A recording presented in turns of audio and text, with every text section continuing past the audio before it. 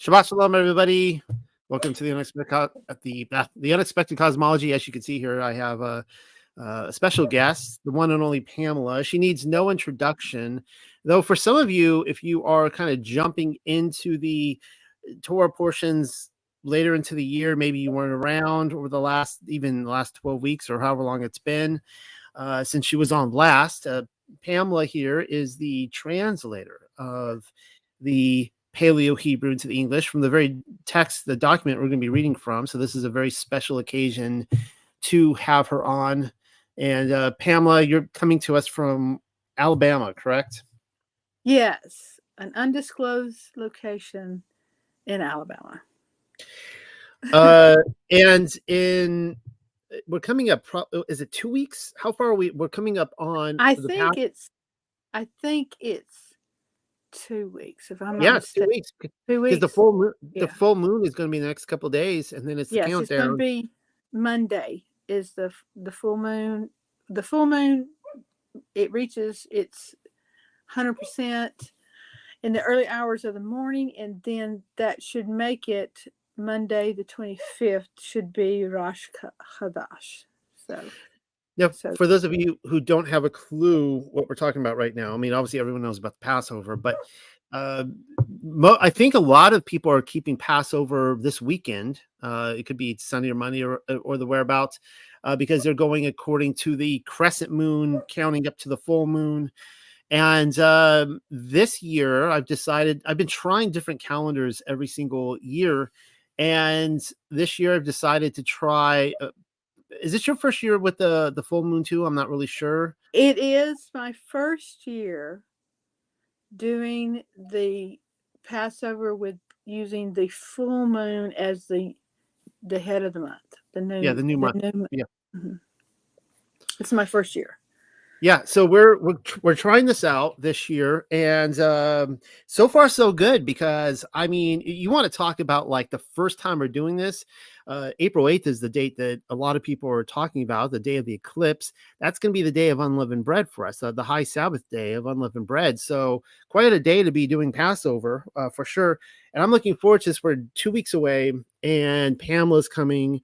Rebecca is coming. For anyone who doesn't know who Rebecca is, she is my editor, and she runs the TUC store. She does tons of amazing things at the Unexpected Cosmology.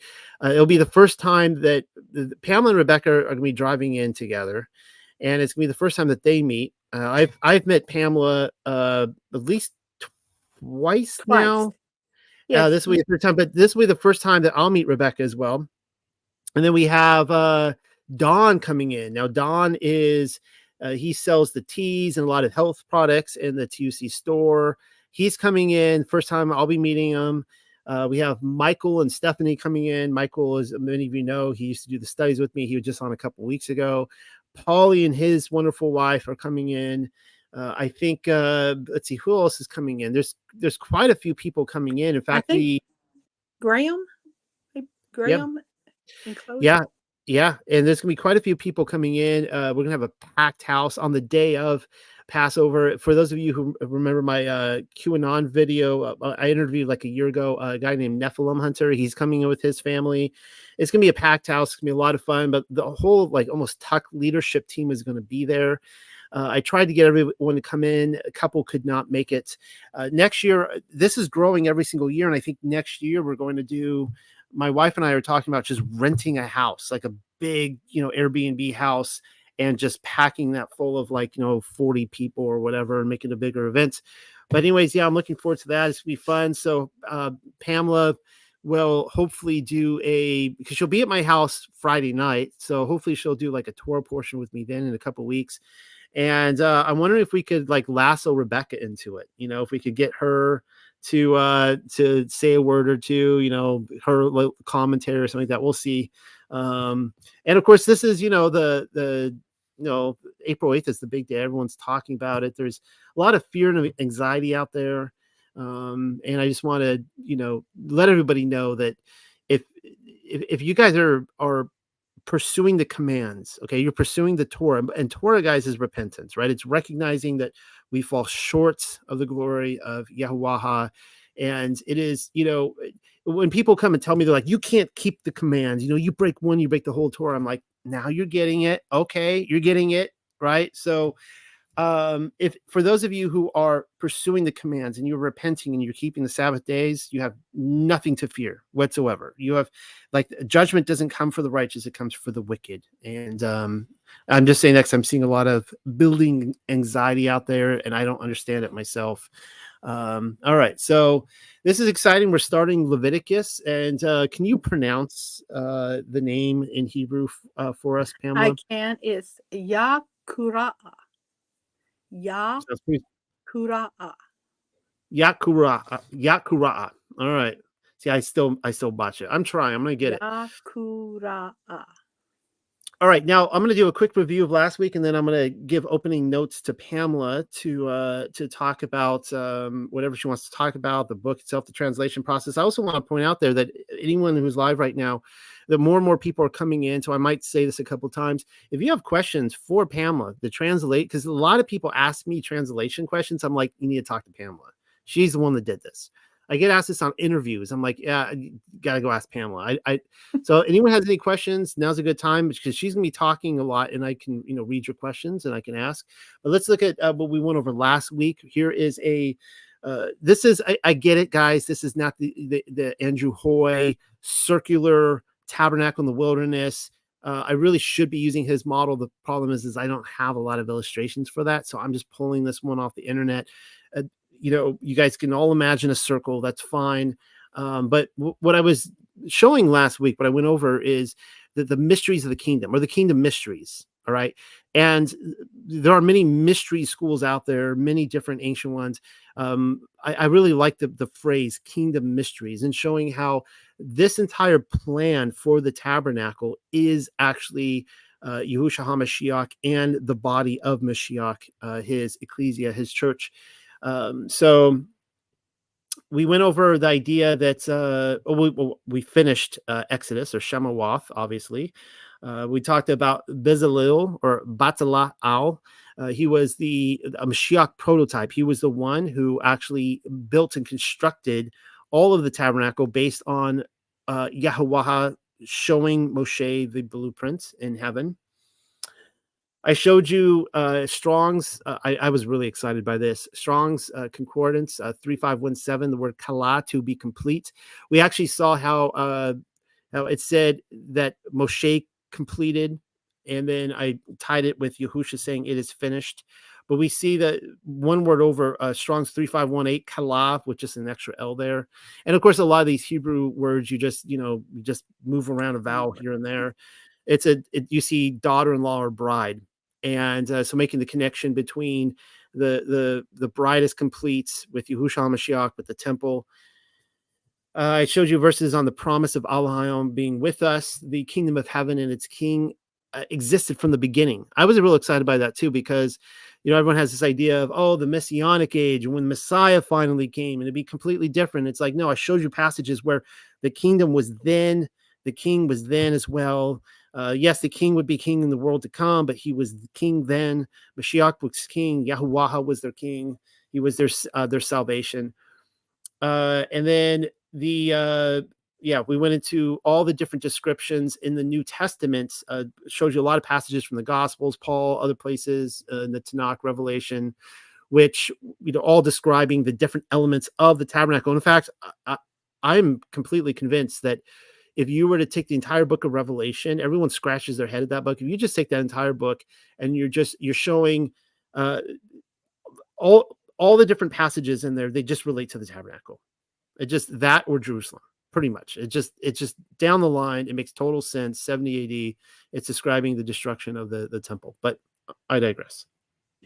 Okay, so Pamela, I want to ask you about this real quick. Let me just go over this very quickly right here in Leviticus, or QURA. Within this book, we have 247 of the 613 instructions in the Torah. So it sounds pretty important to me. The modern Hebrew, Vayiqra, I put a K there, you can put a Q there as well, but Vayiqra is the modern Hebrew word for "and he called." Contrarily, the Leviticus. So you guys hopefully know that each of the books of the Bible are typically called by the first phrase, the first sentence, the first letter. Leviticus, though, doesn't seem to follow that pattern because it's the actual word Leviticus is a hybrid of the Greek and Latin, and it means pertaining to the Levites, which does not appear in the opening sentence of Leviticus. Of course, QURA is, correct me if I'm wrong, Pamela, but it is the first sentence, correct? It is the first word. I didn't use the "u" at the beginning because, it represents the "and." It's a prefix that it represents the "and." And I chose not to use it because of the controversy of the "va" or "wa," the "vav." I don't believe the sound was not present in the Paleo, so it's actually the "u" vowel. The "u" Now, vowel. I don't want you to hyperventilate, but the first question that was asked is, when can we expect a complete Bible, including Apocrypha, fully translated by Pamela? Pamela's working on it, and I feel like y'all was reprimanding me last night that I'm not making as much progress as I should. So I'm doing what I can, But the goal, of course, is to have the Torah. I mean, you've been keeping up with our Torah portion, Yes, so you're working on Numbers and then Deuteronomy, and you're going to have it done within a year. That's a huge accomplishment. That's huge. My goal is to do the Torah first, and of course I'm still doing the Psalms. They're a little slower because my focus has been on the Torah. I'm actually almost finished. I've got to type up Psalms book 3. And my goal next is the Gospel of Matthew. I'm going to actually Awesome. take the Shem Tov manuscript, and I'm going to convert it into Paleo. And then it's going to be a Paleo Shem Tov manuscript. And then I'm going to translate. Yeah, awesome. We'll do a Bible study on that when you get that accomplished. Okay, so now you guys are all in for a treat tonight because Pamela is going to be reading the Torah portion. I asked, if the I think that's special that the translator actually read it for you guys, and you guys for once get the proper translations. Before we do that, Pamela, is there anything you just wanted to talk about this book in general? Anything, any impact that it had on you, the translation process, anything like that? Well, one of the things I want to talk about is the name, the word itself, Yakura'ah. It means he will call out. Now, it's really an important book, as you mentioned, because of the amount of instructions of the Torah that are in it. Also, in regards to calendar and keeping the feasts, usually when people are trying to learn how to keep the feast, it's Yakura'ah or Leviticus that they go to. And so it's a very important book. When I was a child, it was one of when you're reading the Bible as a child and trying to read through the Bible, there are books that you didn't like as well. And for me, Leviticus was, growing up, Leviticus was that book. Yeah. For one of my daughters, it's Chronicles. She was like, all these names, mother, So I guess everyone has their book that they struggled with, and for me, Leviticus was one that I struggled with as a child. But in the translating of it, I mean, it's a beautiful book. As I said, it's about calling out this particular tribe, the Levites, La Uayam, the sons of Levi, and their role as helpers. It talks about the great priest or high priest, as is sometimes translated, Aaron, and it talks about his sons, but the Levites were in essence a gift that were given to the high priest to help him in the work of the tabernacle, because there's a massive amount of,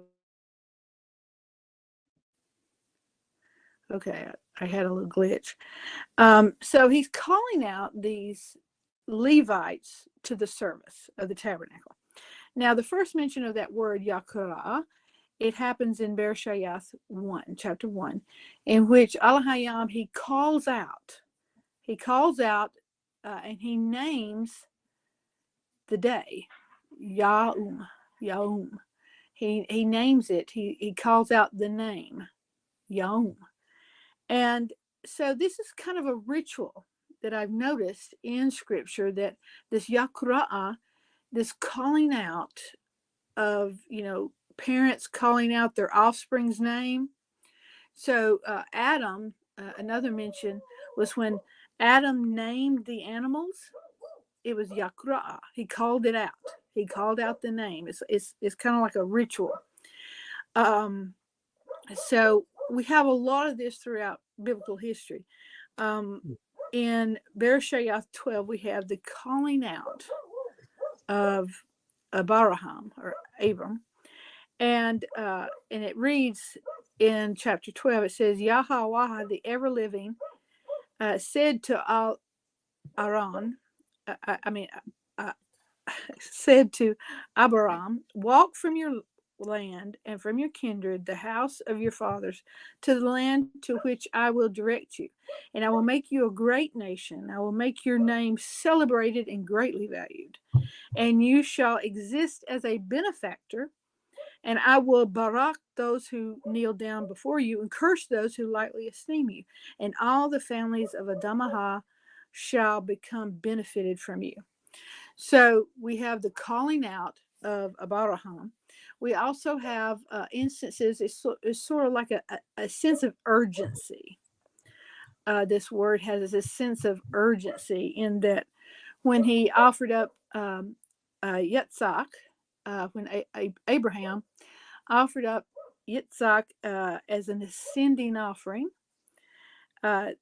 he's about to slay his beloved son.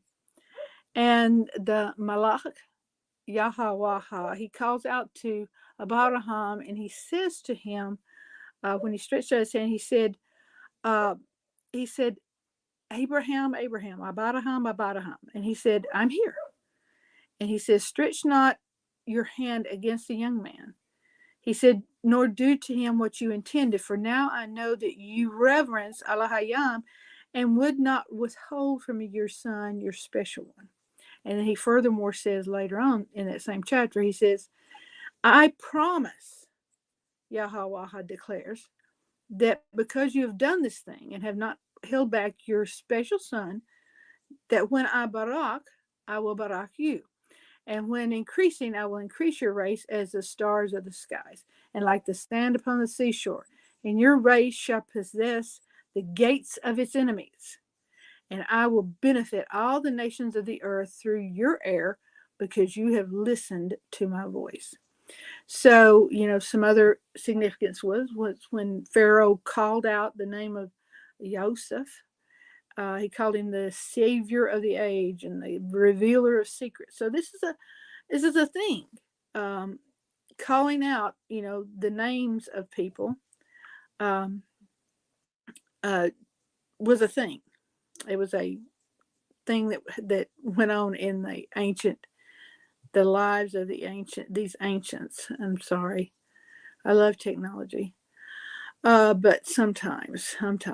So in this case, the book starts out and he calls out to Mashaha. He calls out to him from the tent of meeting, and he tells him to speak to the sons of Yasharel for the purpose of explaining the different sacrifices. And then, of course, later on, he calls out these Levites, the Lawayam, to a special service.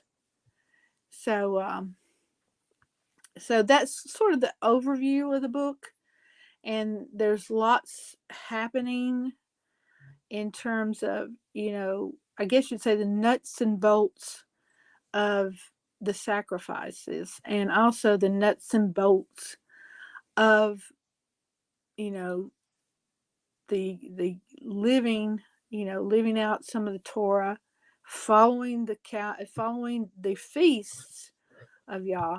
And so these are that's sort of the overview of the entire thing, I guess you'd say. You were telling me earlier today that you really wish you were here. It was like a few weeks ago now, when Yeah. I talked about the priestly garments and the. Oh yeah. Was there anything you wanted to just? You probably don't have those notes in front of you, but was there I anything you wanted do. to? I have them. Let me scroll through my notes. Um, Now, one of the things that I wanted to talk about that I really wanted to, but I was sick last week. I'm still kind of scratchy, so I'm drinking tea and stuff. So if I have to mute my mic, if I start coughing, y'all please forgive me.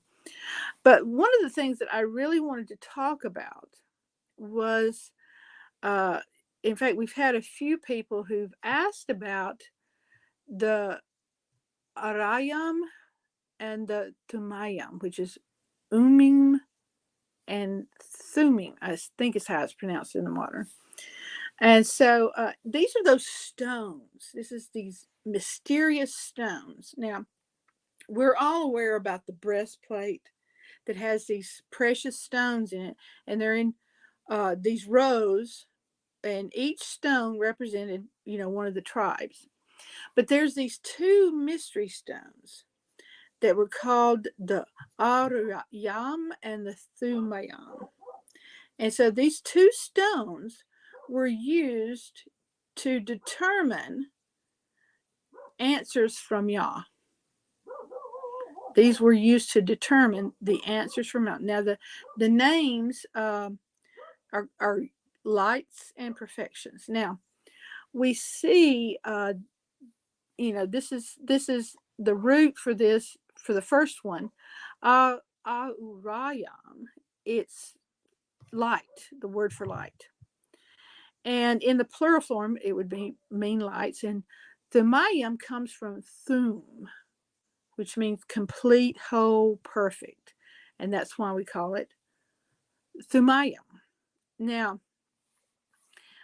in the Aramaic Targum, section 20, I think it is, it states that you shall put upon the breastplate of judgment the urania, which illuminate their words and manifest the hidden things of the house of Israel, which fulfill, or in this case perfect, their work to the high priest who seekers instruction by them before the Lord, which is Yahweh. Because in them is engraved and expressed the great and holy name by which were created 310 worlds, and which were engraved and expressed in the foundation stone, wherewith the Lord of the world sealed up the mouth of the deep in the beginning. Whosoever remembereth that holy name in the hour of necessity shall be delivered. And they shall be upon Aharon's heart in the time that he enters before the Lord, and Aharon shall bear the judgment of the sons of Israel before the Lord continually. So these two stones, they were called Shaham stones. Now, it says shoulder, but it could also mean the side. So he's bearing these two stones on his shoulders. And what type of stone? What type of stone? Some people believe it's some kind of onyx stone, or perhaps malachite, because it's from the word, it has like ridges and like variegated colors. Now, the 12 names of the sons of Yasharel are engraved on these stones like the work of an engraver, and they were set in gold, and there were 6 on one stone and 6 on the other, and they were gifted, as I said, on the shoulders or side of the ephod. Now, according to Torah, according to scriptures, there were only 3 legitimate ways that a person could find out, obtaining, insight into the future, and that was through the Urim and Thummim, through dreams, and through prophets. Oddly enough, when King Saul, when he disobeyed Yah, he couldn't get any answer through all 3 of those. No answer for King Saul. And so in Deuteronomy, only the Levites were mentioned in regards to the Urim and the Thummim, and only the great priest, it's usually called high priest, but only the great priest was supposed to use the Urim and the Thummim. Now, I want to go a little bit deeper into this, and there will probably be some people who say, well, she's nuts. But I have basis in the language for what I'm going to say. Now, the first stone, Urim. Now, they thought that it was, there was a white stone and a black stone. And some people, they feel funny about it because they feel like it's tossing the dice. You throw the stones down, or you reach your hand in, and which one comes out, that was the answer. Well, I'm saying not. I'm saying it wasn't you tossing dice. It's not that you reach in your hand and whichever one you pull out, that's the yes or the no. I think, like I said, the first one is lights. It means lights. It can also mean brilliance of fire. So, in my humble opinion, the Urim, it lit up. If the answer is yes, it lights up. Now, there's also, that has a little bit of basis also in Josephus. Take Josephus, however you want to think of him as an authority, but his antiquities in 3:217, he says that the victory was forecast by the shining of the stones in the breastplate.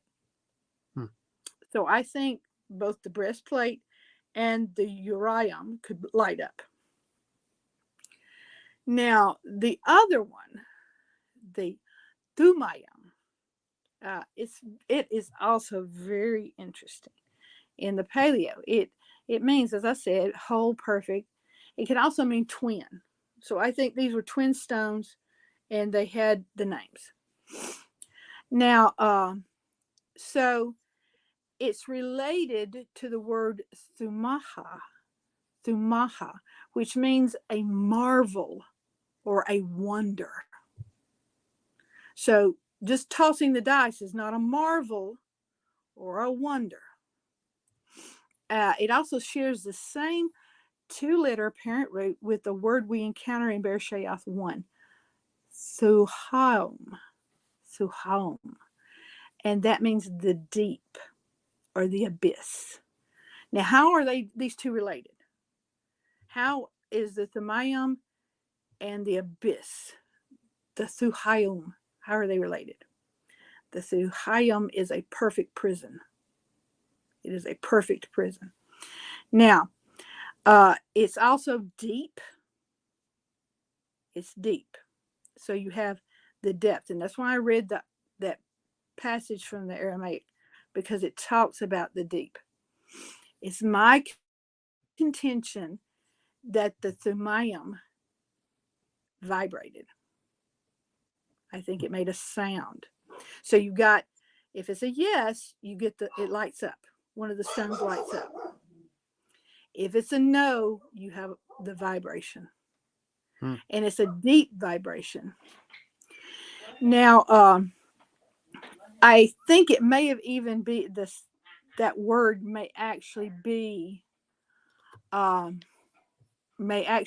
sound it made. I know you've all probably put your phone on your nightstand and you put it on vibrate, right? You put it on vibrate, and you know the sound it'll make. I think that maybe the thumayim is the sound it made, because it has the mam, and that's a, for a consonant. Now I'm speaking like a musician. It vibrates. This is a consonant that vibrates. It vibrates on your lips and it vibrates in your nasal passage. So it is a sound that vibrates. So I believe that it made that sound, thumayim. So that's my hypothesis regarding the Aramayim. I'm sorry, Arayim and the Thumayim. That one lit up and one vibrated. And in a way, I think maybe our phones is kind of like a mockery of that, because we get answers. We talk to people through our cell phones, and it may have actually, but I think they were probably round. Well, that's now Lisa asked you a really good question, and she said Revelation 2:17 says that we'll be given, we'll give him a white stone, and in the stone a new name written. So we all get a yes in that day, or with a question mark. That would be cool if that were it. That everybody gets a yes on that day. Did I make it? Yes. That would be cool. I don't know. I can't answer that because, Kurt says he has a problem with it being casting lots. No, he says he has no problem. Oh, has no problem. He says I have no. Some people. He says I have no problem with it being casting lots. Yahuwah is in full control of everything. So I just thought that was. You're quite right, Kurt. You're quite right. The more I walk out Torah, and the more the two, we're living in the spiritual and we're living in the physical.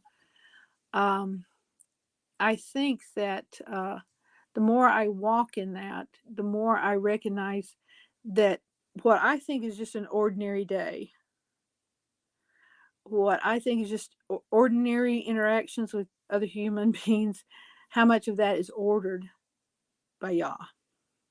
And so it's mind-boggling to see how much control he actually has over our lives and what we think. I don't believe in coincidences. I don't believe in chance. I believe it's all ordered. Even the enemy does not realize it, but he's also doing the will of Yah. Yeah, I could talk on that too. I mean, I'm not going to give examples because I want to get the study, but I've been talking to my wife about this a lot recently, how Yah has been showing me, because as everybody knows, this entire ministry, the Unexpected Cosmology, I was at the crossroads where it's, either I was going to have to go get another job or make this the full-time job, single income household, and where Yah was just opening up the doors. He was closing the doors for other jobs. He was opening this up, says, I want you to do this. And he has constantly, just timing wise, just boom, just precision, just being shown sign after sign after sign after sign. I don't even need to go into them all, but the point is that in the sense of casting lots, like it's literally like that in some regards. It's like how much do I need to make this clear for you? This is what I want you to do. I know. So, all right. So I'm going to have you read it, Pamela. But before I do, let me just give these opening notes here. So this was interesting. I found this because here we are starting Leviticus, and it appears as though that within rabbinical Judaism, the thought is, we all know when we talk about rabbinical Judaism, we're talking about the Pharisees, right? Modern Judaism. The thought is that this tradition went further back into the Second Temple period, that children began to learn to read with the book of Leviticus. So when the Jewish rabbis or the school teachers or whoever would introduce children to reading, the first book would be not Genesis, not Exodus, not the Cat in the Hat, or was it Dick and Jane? It was Leviticus, and we see this here. Jews and Christians have. Let's see. Okay, I took this clip out from Wikipedia. I just want to show you here what it's highlighted.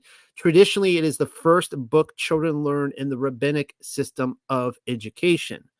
Now, this comes from the Talmud, I believe, Yakut Shimoni, and this is what he says. Why do young children start with Torat Kohanim? And, you can see Kohen there for Levitical priest, instruction for the priest. He's saying, why do young children start with that? Let them start with Bereshit, Genesis. And it's basically he's saying here, like, that's the protest. The context is people are saying, wait, why are you starting with Leviticus? You should start with Genesis chapter 1. But he says, since the korbanot, the sacrifices, are pure and the children are pure, let the pure come and deal with the pure. All right. So looking at this from the perspective of children being raised with Leviticus first, and we don't know how far back this goes, but let's look at Proverbs 22:6. It says, start children off on the way they should go, and even when they are old, they will not turn from it. Deuteronomy 6:6-7. These commandments that I give you today are to be on your hearts. Impress them on your children. Talk about them when you sit at home and when you walk along the road, when you lie down and when you get up. That's a command for all you parents out there, that you are to talk about the commands when you sit at home, when you walk along the road, you go out on a walk each evening, you talk about the commands, when you lie down and when you get up. Breakfast, lunch, dinner, evening, noon, night, at work, at home, relaxing, you talk about the commands with your children. All right, so let's jump ahead to Marcus, Bezor Marcus. We read this. People were bringing you guys all know the story. People were bringing little children to Yahushua for him to place his hands on them, but the Talmudim rebuked them. When Yahushua saw this, he was indignant, and he said to them, let the little children come to me, and do not hinder them, for the kingdom of Allah belongs to such as these. Now, I read that translate the Matthew. Of course, Matthew is like better in every regards. I love this book. This is what it says, a similar scene. He called a little child to him and placed the child among them. And he said, truly, I tell you, unless you change and become like little children, you will never enter the kingdom of heaven. So, I mean, just think about that contextually. If people are thinking that, from this context, Leviticus, right? And I showed you last week that the kingdom of heaven, it was not anything new in the New Testament. It goes all the way back to the beginning. Genesis chapter 1, kingdom of heaven, all the way back. Genesis 1, Genesis 3 with the planting of the garden in paradise, all the kingdom of heaven. Kefa Rishon, 1 Peter, he says this, rid yourselves therefore of all malice, deceit, hypocrisy, envy, and slander. Like newborn babies, crave pure spiritual milk, so that by it you may grow up in your salvation. Now that you have tasted that Yahuwah is good. He's telling these new Christian converts coming in, he's like, one of the ways you could put this is like, stop debating Paul's letters, and maybe you need to go back to the beginning and read that. Like a newborn baby, take the milk of the spiritual milk. This is why we do these Torah portions. And of course, the Torah portions are super meaty. I mean, like it's almost like when I came to the Torah, I was always a very intellectual person. I was always that person that, like in book in church studies, home studies, people would look to me like, oh, what's Noel going to say? He's going to say something that's going to, say something, Noel. And, all the pressure would be on me to say something. But the first time in my life, when I started surrounded by the Torah folk, when I came into that, I was like, all of a sudden I was this big fish in this little pond. Now I'm like this little fish in a huge sea.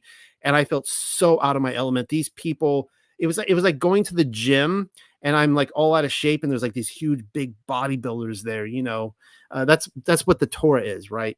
And this is what we need to turn to. This is what we need to encourage people to turn to. Get your milk from here.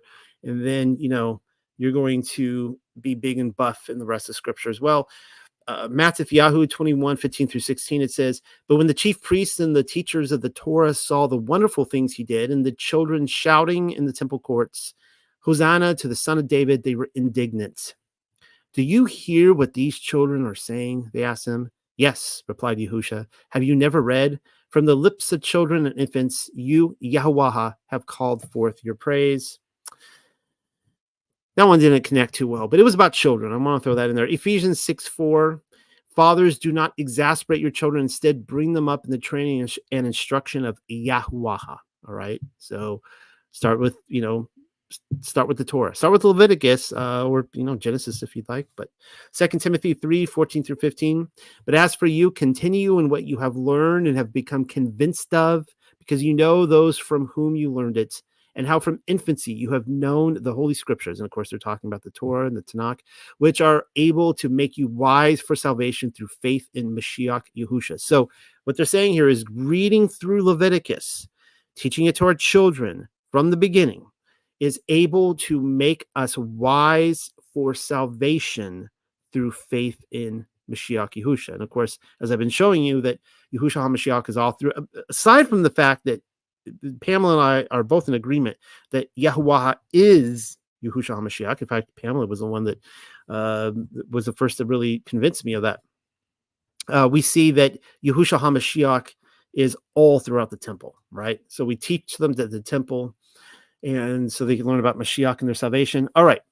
So unless there's any other, without further ado, unless there's anything else you want to say, Pamela, we could hand it over and have you start reading it. All right. So we're going to begin with QURA at the beginning, chapter 1. And Yahweh, the ever-living, called out unto all Mashiach, and Yahweh set words in order unto him out of the tent of meeting, declaring, set forth words in order toward the sons of Yasharel. And you will say unto them, if any Adam will bring an offering on any account unto Yahweh, the ever-living, taking out from cattle, out from the herd, and out from the flock, then you shall come near with your offering. Conditionally, should his offering be an ascending offering out of the herd, a male, perfect, whole, blameless, he will come near toward the entrance of the tent of meeting, and he shall offer as him of his delight, satisfaction, goodwill unto the face of Yahweh the ever-living, and he shall uphold his hand upon the head of the ascending offering, and it shall be graciously accepted for him as a covering over him. And he shall slayeth the son of the herd to the face of Yahweh the ever-living, and he shall bring near unto Aharon's sons, the priests, as the blood, and shall scatter at the blood in a circuit around about upon the altar which is at the entrance of the tent of meeting, and he shall spread out as the ascending offering, and shall cut as it into pieces, and the sons of Aharon shall gift him over the fire, and shall arrange it in order upon the wood upon the fire, and the sons of Aharon, the priests, shall arrange in order off the pieces, off the head, and off the fat upon the wood which is upon the fire, which is upon the altar. And he shall wash in water his interior and his legs, and the priest shall burn incense with the whole on the altar to be an ascending offering of a sweet scent unto Yahweh the ever-living. And conditionally, should his offering come out of the small cattle, with his offering being taken from the lambs or taken from the goats for an ascending offering, then he shall approach with a male, perfect, whole, blameless, and shall slaughter as him on the side of the altar northward to the face of Yahweh the ever-living. And Aaron's sons, the priest, shall scatter as his blood upon the altar in a circuit round about. And he shall cut him into pieces with at his head and at his fat, and the priest shall lay them in order upon the wood which is upon the fire, which is upon the altar. And he shall wash the interior and the legs in water, and the priest shall draw near with as a whole, and shall offer incense. It is an offering of fire, a sweet scent unto Yahweh, the ever-living. And conditionally, should his gift come from winged fowls, he shall bring his ascending offering unto Yahweh, the ever-living, taken from turtle doves, or perhaps taken from the offspring of doves, or as his offering. And the priest shall approach with him toward the altar, and he shall break off his head, and shall offer odors upon the altar. And his blood shall be pressed out over the side of the altar. And he shall remove out his crop with his feathers, and he shall cast it near the side of the altar, eastward, toward the place of the ashes. And he shall cleave his wings, but he shall not separate it. And the priest shall offer odors with him upon the altar, upon the wood which is upon the fire. It is an ascending offering by a sweet scent unto Yahweh, the ever-living. And any nephash bringing near a gift offering unto Yahweh, the ever-living, he shall exist of fine flour, and he shall pour oil upon it, and shall place frankincense upon it. And the remainder out of the gift offering is for Aharon and for his sons as Kudash Shayam, the most set apart, upon the fire offering of Yahweh. And if you bring near a gift offering, something baked in the oven, it shall be a fine flour or meal, halala, unfermented, with oil poured over, or as thin wafers, matzathuath, unfermented, anointed with oil. And conditionally, should the gift offering be cooked upon a griddle, your gift offering shall be a fine flour with oil poured over. It shall exist unfermented. You shall crumbleth her into pieces, and you shall pour oil overeth her. It is a gift offering. And conditionally, should your gift offering be from the boiling pot, then your gift offering shall be of fine flour mixed with oil, and you shall bring your gift offering, which he shall fashion from these, to Yahweh, the ever-living, and shall approach toward the priest, and he shall draw near unto the altar, and the priest shall lift up part of the gift offering as a memorial, and he shall offer odors upon the altar. It is a fire offering, a sweet scent unto Yahweh, the ever-living. And the remaining part of the gift offering is for Aharon and his sons, a Kudash Shayam, most set apart from the fire offerings of Yahweh, the ever-living. All the gift offerings which you bring near unto Yahweh, the ever-living, none shall be made with hamatz. For all fermentation and all honey, you shall not approach with any of these to burn as incense with any part of the fire offerings of Yahweh. And you shall draw near with them as an offering of first fruits unto Yahweh, the ever-living. They shall not ascend upon the altar as a sweet scent. And every sacrifice from your gift offering you shall salt with salt. And you shall not desist the salt of the barayath, that is the covenant of your alahayah, from over your gift offering. Over your sacrifices you shall bring near with salt. And conditionally, should you come near with first fruits unto Yahweh, the ever-living, with abayab, which it means green corn, roasted in fire, crushed like karmat, and that is something like grits or polenta. Thus you shall bring near us the gift offering of your first fruits, and you shall gift oil over it and place over it frankincense. It is a gift offering. And the priest shall burn incense as a memorial from the crushed corn and the oil with all the frankincense over. It is a fire offering unto Yahweh the ever-living. And conditionally should he be a thanksgiving offering, or conditionally if his offering be taken out of the herd, whether male, whether female, he shall bring near a sacrifice, perfect, whole, sound, to the face of Yahweh the ever-living. And he shall uphold his hand over the head of his offering, and shall slaughter him at the entrance of the tent of meeting.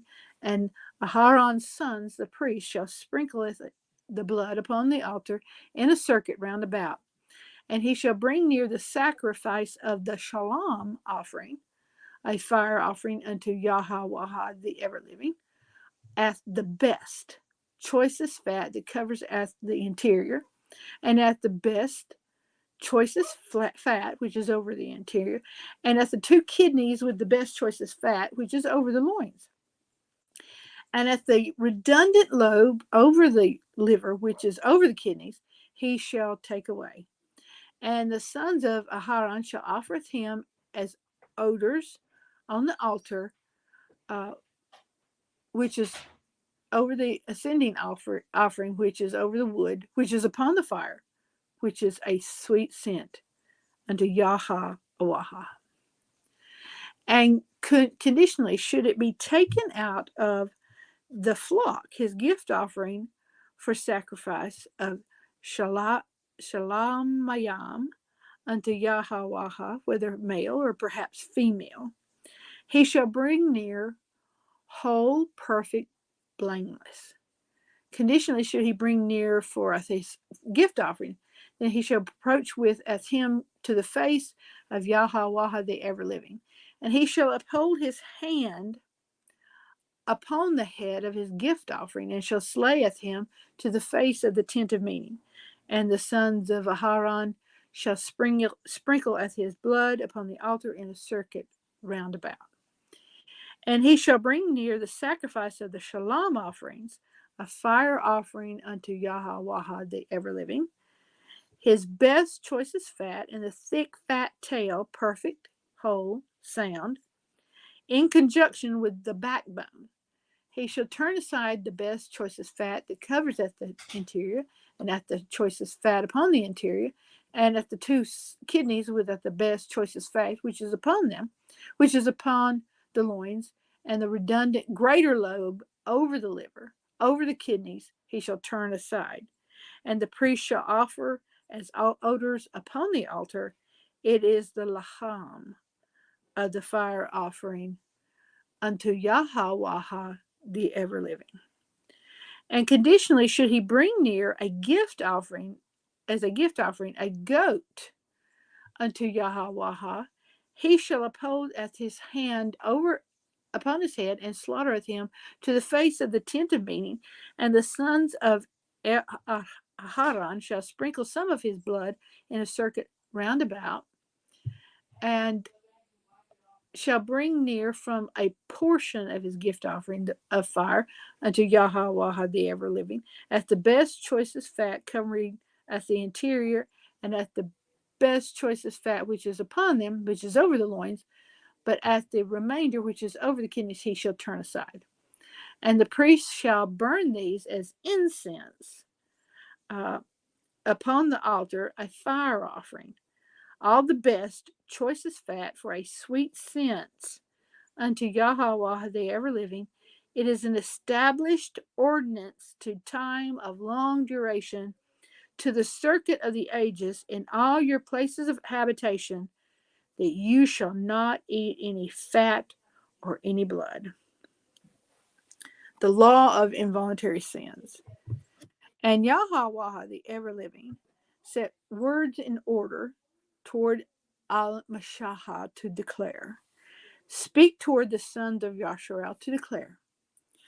If any nefesh miss the mark, become liable to a penalty through ignorance from all the matzalah of Yahweh, the ever-living, and that word means commandments, regarding that which they ought not to do, and shall work against any of them conditionally, should the anointed priest miss the mark, become liable to punishment, to the injury of the people. He shall bring near for the sins, excuse me, which he has sinned, a young bullock, a son of the herd, whole, perfect, blameless, to Yahweh, the ever-living, for a sin offering. And he shall come toward us the entrance of the tent of meeting to the face of Yahweh, the ever-living, and shall uphold at his hand over the head of the young bullock, and shall slaughter at the young bullock to the face of Yahweh. And the anointed priest shall take from the blood of the young bullock, and shall bring us him near toward the tent of meeting, and the priest shall dip as his finger in the blood, and shall sprinkle a portion of the blood 7 strokes of the anvil. That means 7 times to the face of Yahweh, the ever-living. Forgive me, I've got to take a little sip. I've been struggling with allergies. To the front of the entrance of the Kudash. And the priest shall gift part of the blood upon the horns of the altar of sweet incense to the face of Yahweh, the ever-living, in the tent of meeting. And as all the blood of the young bullock, he shall pour out toward the base of the altar of ascending, which is at the entrance of the tent of meeting. And he shall lift away as all the best, choicest fat of the young bullock of the sin offering from part of him, at the best, choicest fat that covers the interior, and at all the best, choicest fat which is upon the interior, and at the 2 kidneys, and at the best, choicest fat which is upon the loins, and at the remainder which is upon the kidneys, he shall put aside, like that which was lifted up from the ox sacrificed as the shalom offering. The priest shall burn it as incense upon the altar. But the skin of the young bullock and all his flesh, with his legs and his interior and his excrement, he shall bring forth, as all of the young bullock, toward the outside of the encampment, toward a clean place, for pouring out the ashes, and shall burn him upon wood in fire, and upon the ashes poured out shall he be burned. Now the sins of the elders. And conditionally, should any of the congregation of Yasharel wander and go astray, and the matter be hidden from the eyes of the assembly, and he has fashioned anything from one of the precepts of Yahweh, the ever-living, which are not to be fashioned, and he has failed in his duty, when they perceive the sinning which they have sinned, then the congregation shall bring near a young bullock to a son of the herd, and he shall bring us him to the face of the tent of meeting. And the bearded ones of the congregation shall uphold with their hands upon the head of the young bullock to the face of Yahweh, the ever-living, and shall slaughter at the young bullock to the face of Yahweh, the ever-living. And the anointed priest shall bring from the young bullock's blood toward the tent of meeting, and the priest shall dip his finger into part of the blood, and shall sprinkle 7 strokes of the anvil to the face of Yahweh, the ever-living, as the face of the veil.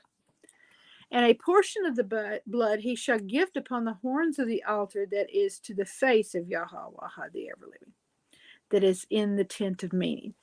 And all the rest of the blood he shall pour out toward the base of the altar of ascending, which is at the entrance of the tent of meeting. And all his best, choicest fat he shall remove from him, and shall offer as odors upon the altar. And he shall fashion for the young bullock like that which he fashioned for the bullock for a sin offering, in like manner shall he work with him. And the priest shall make a covering for them, and pardon shall be for them. And he shall bring forth the young bullock toward the outside of the encampment, and shall burneth him as he burneth the first bullock. It is a sin offering for the congregation. Now for the sins of the lifted up ones. Now the lifted up ones, these it means lifted up chiefs, as in these are the nobles, the princes, the heads over each of the tribes. Sorry. When a lifted up one has sinned and has worked against any from all the matzoath, that is commandments, of Yahweh, his Alahayah, which ought not to be done from error, and has failed in his duty, or rather when he acquires knowledge toward his sin, which he has sinned, thereupon he shall bring as his sacrifice a hairy goat, a male, perfect, whole, blameless. And he shall uphold his hand upon the head of the hairy he-goat, and shall slaughtereth him in the place where they slay at the ascending offering, to the face of Yahweh the ever-living. It is a sin offering. And the priest shall take from the blood of the sin offering with his finger, and shall gift it upon the altar of the ascending. And as his blood he shall pour out toward the base of the ascending altar. And as his best, choicest fat he shall offer as odors upon the altar, like the fat of the shalom offerings, and shall make an atonement for him from his sin, and pardon shall be for him. Sins of individuals. Conditionally, should any nafash sin through error from the people of the land, and working against any of the matzah of Yahweh the ever-living, which ought not to be done, and shall fail in his duty, or rather when he should acquire knowledge toward his sin which he has sinned, then he shall bring his sacrifice, a hairy goat, perfect, whole, blameless, a female over his sin which he has sinned. And he shall uphold his hand upon the head of the sin offering, and shall slaughter the sin offering in the place of the ascending offering. And the priest shall take from her blood with his finger, and shall gift it upon the horns of the altar of the ascending. And as all her blood he shall pour out toward the base of the altar, and all her best, choicest fat he shall turn aside, like the best, choicest fat which is taken away from off the sacrifice of the shalom offering. And the priest shall burn incense for a sweet scent unto Yahweh the ever-living. And the priest shall make a covering over him, and pardon shall be for him. And conditionally should he bring a female lamb, perfect, whole, blameless, as a sacrifice for sins, thus shall he bring her. He shall uphold his hand upon the head of the sin offering, and shall slaughter her for a sin offering in the place where they offer the ascending. And the priest shall take from the blood of the sin offering with his finger, and shall gift it upon the altar of the ascending offering. And as her blood he shall pour out toward the base of the altar. And all her best, choicest fat he shall turn aside, like the best, choicest fat of the lamb which is taken away from the shalom offerings. And the priest shall burn them upon the altar, over the altar, offerings made by fire unto Yahweh the ever-living. Sorry. And the priest shall make a covering over him for the sin which he has sinned, and pardon shall be for him. Now, you're doing great, Pamela. This is a really interesting section next. The law of the expiation for perjury. And should a nefesh sin, and should hear and answer the voice of a covenant confirmed by an oath, and he testifies, or rather he gains knowledge, or conditionally, if he does not profess openly in the sight of all, he shall carry his penalty. Or rather, should a nephash touch on any matter unclean, or rather a carcass of an unclean living creature, or perhaps the carcass of unclean reptiles, and it be hidden from him, then he shall be unclean and shall fail in his duty. Or perhaps if he touches the uncleanliness of Adam, for all the uncleanliness by which he becomes unclean in her, it has been hidden from him, then when he acquires knowledge, he shall fail in his duty. Or perhaps if a nephash swear to speak rashly and inconsiderately with his lips, to do that which is evil, noxious, hurtful, or speaks to make well, merry, pleasing, for all that the Adam shall speak rashly or inconsiderately with an oath, and it be hidden from him. When he acquires knowledge, then he has failed in his duty in one of these. And if he should exist judged as guilty, having failed in his duty in any of these, then he shall cast forth his confession over what he has failed over her. And he shall bring at his trespass offering unto Yahweh the ever-living for his sin which he has sinned, a female from the flock, or a hairy she-goat for a sin offering. And the priest shall make a covering upon him from his failure. And conditionally, should his hand not be able to reach enough for a lamb, then he shall bring for as his guilt, for which he has stumbled, 2 female turtle doves, or perhaps 2 sons of doves, unto Yahweh the ever-living for a sin offering, and the other one for an ascending. And he shall bringeth them toward the priest, and shall offer us that which is for the sin offering first, and shall break off his head from the front of his neck, but not separate it. And he shall sprinkle some from the blood of the sin offering upon the side of the altar. And the remainder of the blood he shall drain out toward the base of the altar. It is a sin offering. And the second he shall fashion as an ascending. If you will scroll up just a little bit. Yeah, there. Ascending offering in like manner for judgment. And the priest shall make a covering over him for his sin, which he has sinned, and pardon shall be for him. And conditionally, should his hand not be able to reach to 2 turtle doves, or rather to 2 sons of doves, then he shall bring us for his offering, which he has sinned, the 10th part of the afaha. He shall not place oil upon her, neither shall he gift frankincense over her, for it is a sin offering.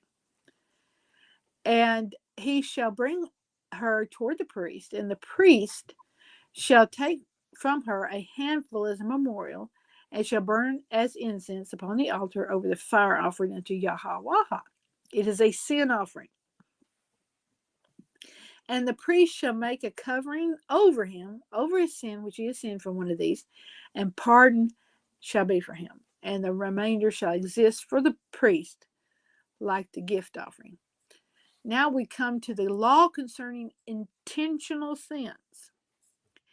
And Yahweh, the ever-living, set words in order toward Mashahah to declare, if a nephash should act treacherously, acting covertly, and sin through fault from the Kudash things of Yahweh, the ever-living, then he shall bring forth of his guilt unto Yahweh a ram, perfect, whole, sound, from out of the flock, with an assessment of silver, 2 shekels after the shekel for the Kudash for a sin offering.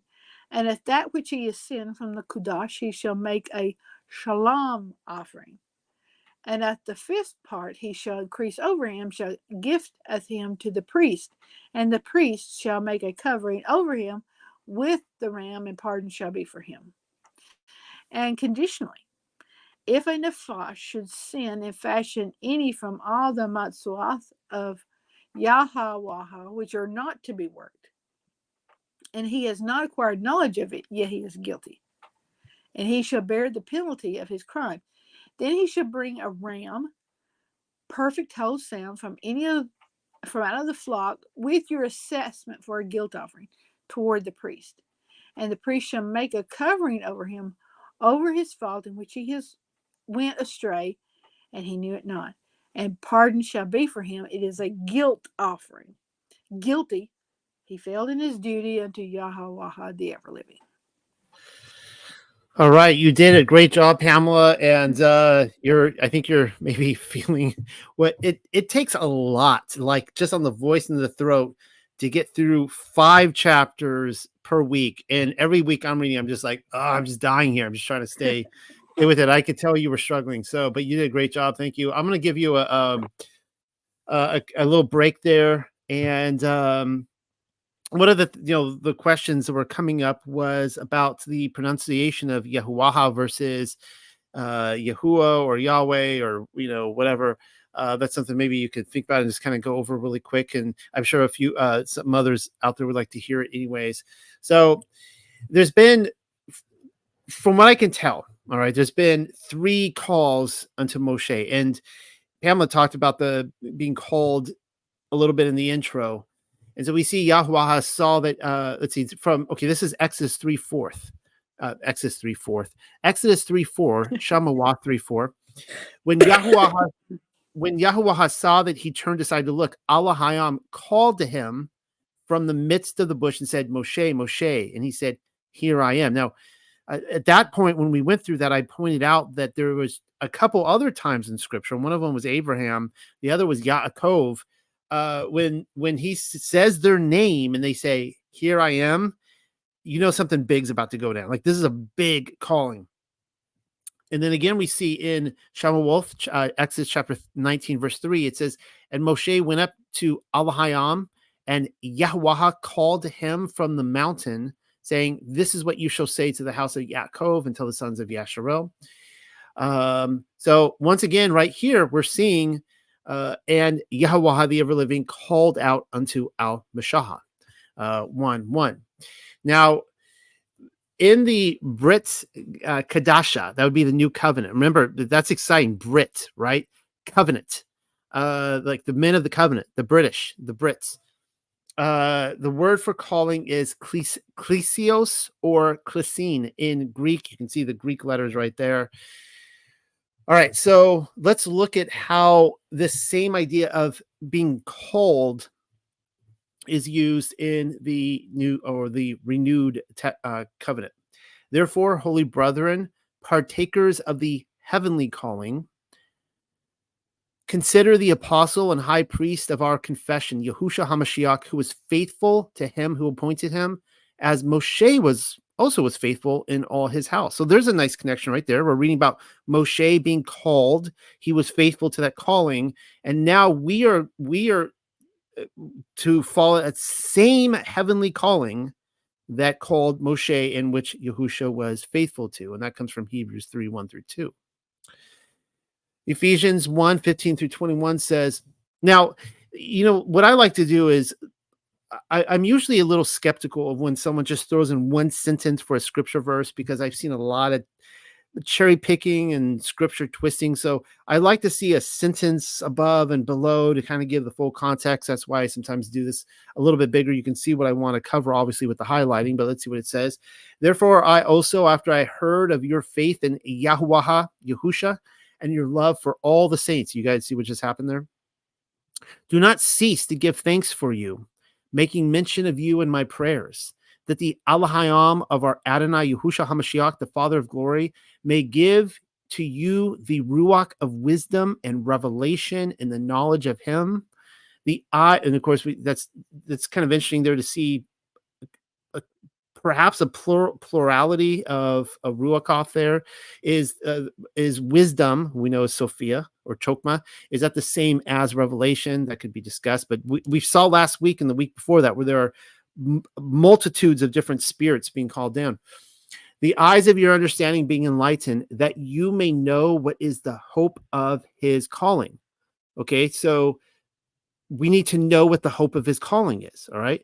What are the riches of the glory of his inheritance in the saints? And what is the exceeding greatness of his power towards us who believe, according to the working of his mighty power, which he worked in Mashiach? There it is again, when he raised him from the dead and seated him at his right hand in the heavenly places, far far above all principality and power and might and dominion, and every name that is named, not only in this age, but also in that which is to come. That's kind of interesting here.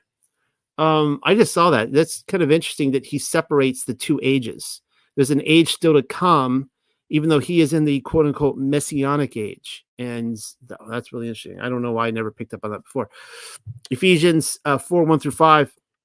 As a prisoner in Yahuwah, then I urge you, and keep in mind, you're either a prisoner, a slave to sin, or a slave to righteousness. It's either or.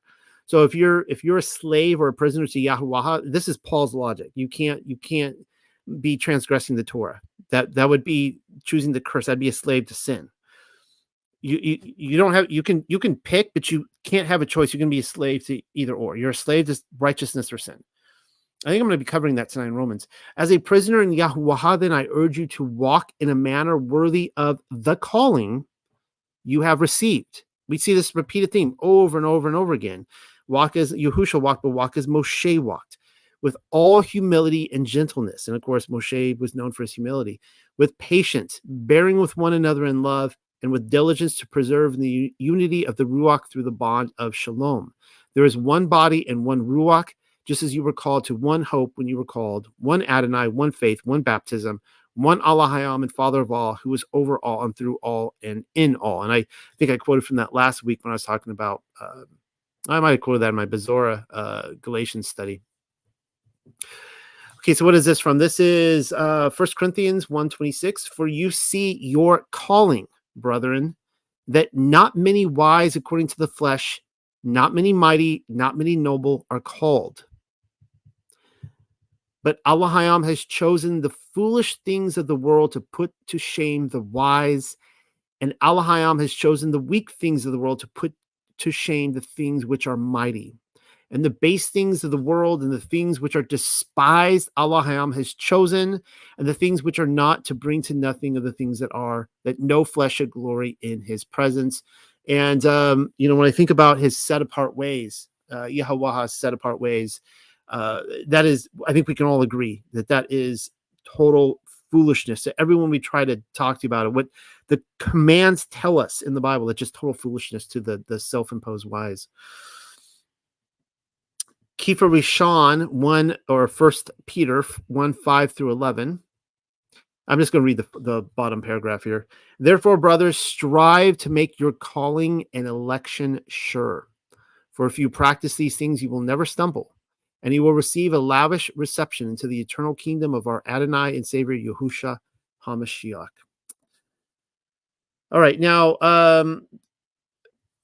Pamela, you could correct me on anything you want here, but I see 5 types of offerings in Leviticus, really through the first chapters 1-5.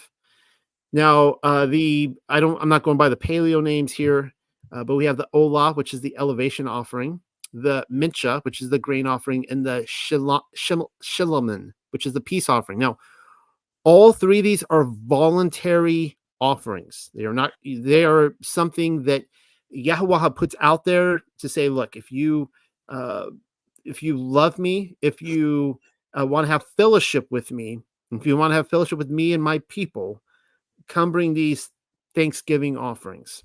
All right.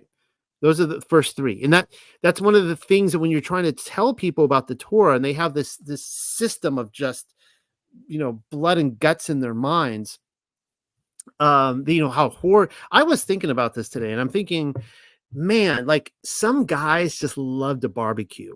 Like some guys they want to barbecue all day. There was some priest out there. They had to be cooking this stuff up all day. They had to be putting, the rack of ribs and everything. They're putting it down and had to be. Yeah. Now, I as a priest myself, I would probably want to be more on the scribal end, just give me some books to, I'll just give me some things to write down. I'll be in a back room, I'll get some books out. Yeah. I'll sweep the floors. I'll clean the toilets or whatever too. But, I probably wouldn't be the guy out there. They wouldn't be calling on me to cook up the food. But then we see 2 others that are obligatory offerings, the sin offerings and the guilt offerings. Now, the shatat, the sin offering obligatory, is brought to atone for personal or congregational sin and to seek forgiveness. And then you see the sham, the guilt offering, which is also an obligation that is brought for sin, not considered as serious as the sin offering, but it might be like swearing falsely. But you need to have forgiveness for them. Now, this is where it gets a little controversial. And Pamela, please throw in your weight into this as well. And it particularly became controversial with reading through Pamela's translation. Now, you have intentional versus unintentional sin. And I've thrown this out there multiple times, and I've stated that there are offerings for forgiveness for unintentional sins in the Torah. Yes. However, there are no offerings for forgiveness for intentional sins. Okay. Now, I'll explain this, and then Pamela can as well. But yes, if you unintentionally sin, you do things that you did not realize were a transgression of the Torah, and you realize it later, it comes to your attention later, you can go put out an offering, seek forgiveness, seek retribution. The question is there any forgiveness or offerings for intentional sins? You go out and commit adultery, you go out and murder, you do those things, it's nowhere in the Torah. It's not there. So give me time to explain this and flesh this out a little bit. So we have right here, we're going to get to this next week. This is in chapter 6. Here is the one that appears to be, there appears to be an offering for intentional sins. It is, I put a question mark there. Is this the one exception to the rule? Now, depending on different commentaries, you'll get people to say, no, it is still speaking of an unintentional sin.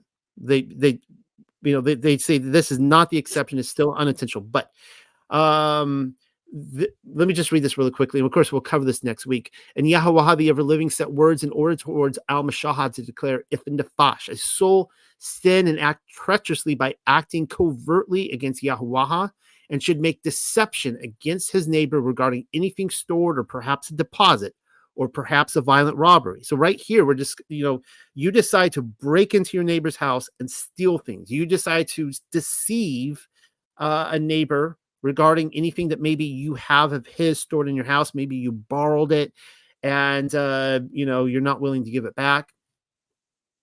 Or has acted unjustly or violently or by oppressing or defrauding his neighbor, or perhaps he has found something lost and has been deceptive concerning it, right?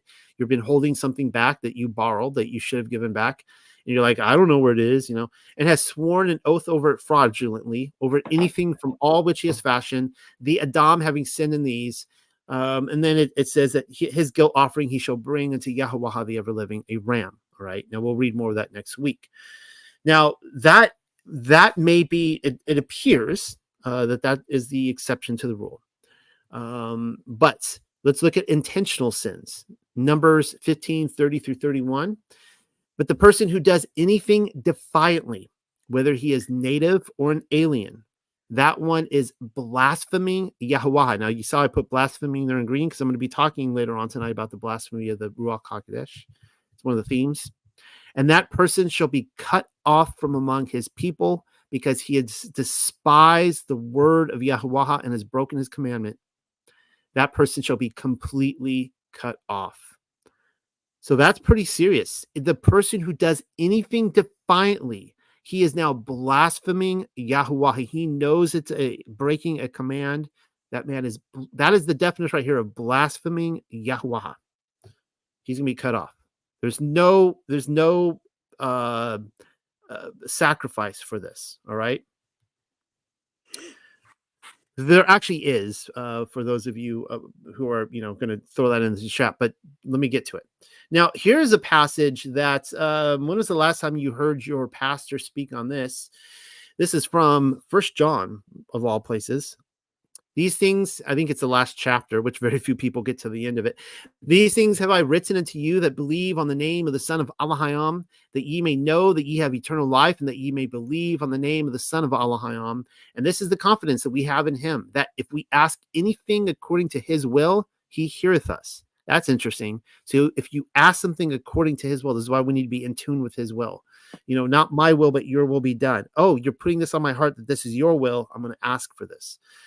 And if we know that he hears us, if he hears us, whatsoever we ask, we know that we have the petitions that we desired of him. Now, you know how I like to put things above and below, right? So if any man see his brother sin a sin which is not until death, okay, so he's talking about an unconscious, unintentional sin, he shall ask and he shall give him life for them that sin not unto death.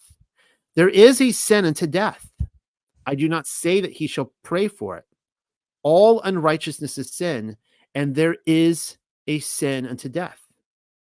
And so is he saying that there are some sins unto death that you don't pray for that person? I don't know. I mean, I've never heard a sermon on that. It's kind of interesting. Now we see here I can't believe I didn't write it down. This is from Ezekiel. But it says, behold, all souls are mine. The soul of the Father as well as the soul of the Son is mine. The soul who sins shall die. But if a man is just and does what is lawful and right, if he has not eaten on the mountains, nor lifted up his eyes to idols of the house of Yasharel, nor defiled his neighbor's wife, nor approached a woman during her impurity, if he has not oppressed anyone, but has restored to the debtor his pledge, has robbed no one by violence, but has given his bread to the hungry and covered the naked with clothing. This just goes back to the mind of the heart of Yah again and again, right? Feed the hungry, clothe the naked, widows, orphans. If he has not exacted usury, nor taken any increase, but has withdrawn his hand from iniquity and executed true judgment between man and man, if he has walked in my statutes and kept my judgments faithfully, he is just, he shall surely live, says Yahweh Elohim. So there's a play on words here. He's like, if you sin, you're going to die. But if you obey my commands, you're going to live. Kind of interesting play on words. So every man has sinned and all will die, but those who are obedient will live. So we see here in QURA or Leviticus 16:30, talking about the atonement. And it shall exist to you a statute of long duration, the 7th Kadash, on the 10th of the Kadash, you shall afflict your nephash, and you shall not fashion in him in any work of service, whether native born or a stranger that sojourns in your midst. For upon this day he shall make a covering atonement over you to purify you from all your sins to the face of Yahuwah. Now you guys know I've quoted from this before, and the rabbinical commentary, they all talk about this, and they're like, well, there it is. All sins meaning all sins. This is the high priest going in to do the atonement. And this is why when we sin, we die. We still have to be obedient so we can live, so we can choose the blessing. But when it comes to the atonement, it is the high priest. We have to have a faith. We point to the high priest, say, he did it. He went in. He made the sacrifice. I couldn't do it. I believe. I have faith. I want to live accordingly to that. And of course, that's what our high priest, Yahushua HaMashiach, has done. So, yes, our all sins have been covered. We see Yahushua HaMashiach is our atonement. This comes from Romans chapter 3. And this righteousness from Elohim comes through faith in Yahushua HaMashiach to all who believe. There is no distinction, for all have sinned and fall short of the glory of Elohim. And the idea of the sin that he's talking about here is he's talking about that conscious, purposeful sin. All have sinned the sin of death. You can say that all people have unconsciously sinned. That's true, but that's not what he's talking about. He's talking about all have sinned the sin of death and are justified freely by his grace through the redemption that is in Mashiach Yahusha. Elohim presented him as the atoning sacrifice through faith in his blood. Remember, there's the faith. You have faith that he is our atoning sacrifice. He's our high priest, in order to demonstrate his righteousness, because in his forbearance he had passed over the sins committed beforehand. He did this to demonstrate his righteousness at the present time, so as to be just and to justify the one who has faith in Yahusha. Romans 5:7-11. For scarcely for a righteous man will one die, yet perhaps for a good man someone would even dare to die. But Elohim demonstrates his own love toward us, in that while we were still sinners, Mashiach died for us. Much more then, having now been justified by his blood, we shall be saved from wrath through him. For if when we were enemies, we were reconciled to Allah through the death of his son, much more having been reconciled, we shall be saved by his life. And not only that, we also rejoice in Allah through our Adonai Yahushua HaMashiach, through whom we have now received the reconciliation.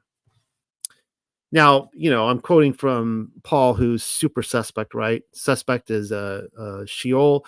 So, because everything he does is shady and says. So, just throwing Peter here, who says the same thing, with who his own self bare our sins in his body upon the tree, which you can source back to Isaiah, Yeshayahu, that we, having died unto sins, might live unto righteousness. All right. Bezorah Yochanan, for Allah. Oh, this is what I was talking about earlier, that, people love, I was telling my group this before we went live. People love when they go against the Torah. They're like, well, I believe in the Bible, and I believe what it says in John 3:16. Do you believe the Bible? Because I believe the Bible. And they'll say, for John 3:16, for God so loved the world that gave his only begotten son, that whosoever believes in him should not perish but have everlasting life. I'm like, yes, I do believe in the Bible. I am also a John 3:16, but actually I'm a John 3:16 through 21st.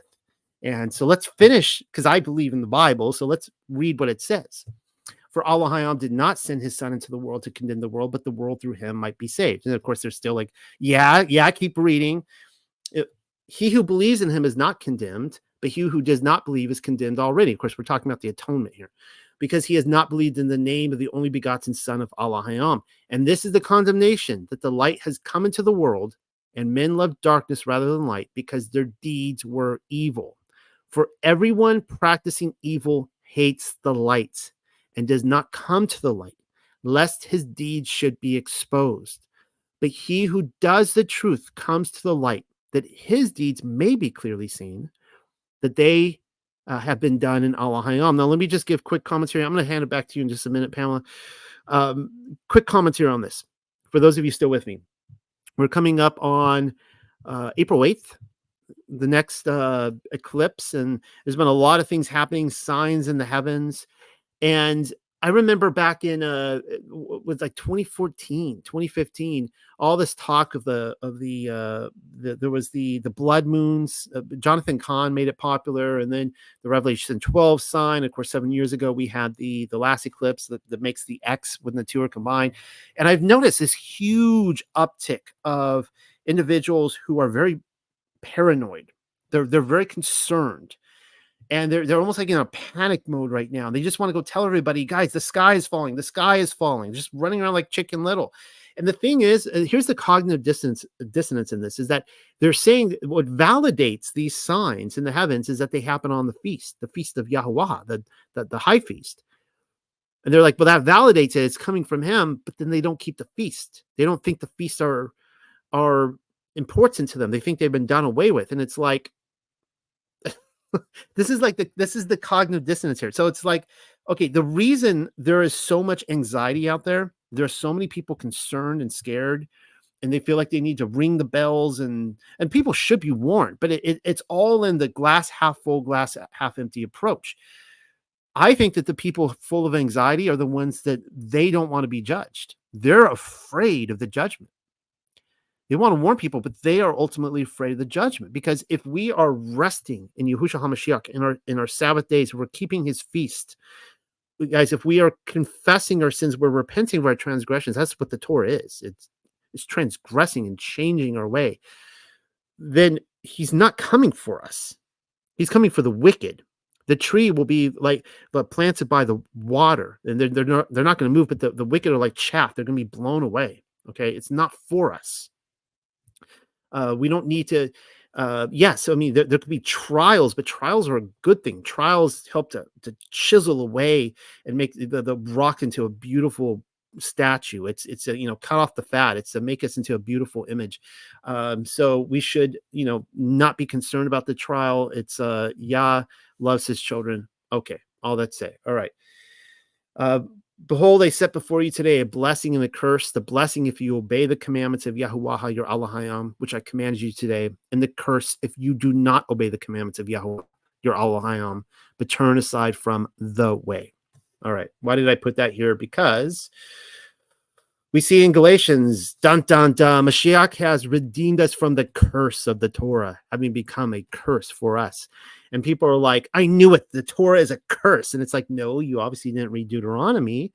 It means that you become a curse if you disobey the commands. It's what we all did. It was what Yasharel did. It's what Yehuda did. And he redeems the atoning sacrifice, redeemed from the curse of the Torah, not the Torah. Not the blessing of the Torah. He is returning us to the blessing of the Torah. Huge difference. And of course, just so we know that Paul is not doing away with the Torah, we see in Romans, what then? Shall we sin because we are not under Torah but under grace? Certainly not. Do you not know what that to whom you present yourselves slaves to obey, you are that one slaves whom you obey, whether of sin leading to death or of obedience leading to righteousness? There it is right there. So he's telling you, he's defining Torah as being obedient. Righteousness is the Torah. It is keeping to the it's being justified by the Torah. And whereas the curse is, leading to death, right? Sin leads to death. All right. That's all I wanted to cover there. And on the conscious sins, the unconscious sins, the atonement versus the things we can offer. Pamela, I'm going to hand it back to you. Any commentary you have on this, take all the time you need. I just thought maybe you could rest your voice a little bit. What are your thoughts? Well, as you said, for me, what I have seen, that the intentional sin, it's a the one that's covered by sacrifice, and I'm not talking about things like murder.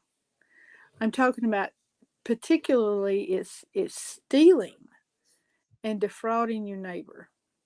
And in this case, for instance, it said if someone gave you something to keep, let's say they're going on a journey, and of course they didn't have a police officer. If you went on a journey, you could be overset with robbers along the way, and they would steal everything you had, usually your life even. And so if you had something really important and you didn't want it to take on that journey with you, you would leave it with someone. You would deposit it at their house, leave it in their care. It could be your animals.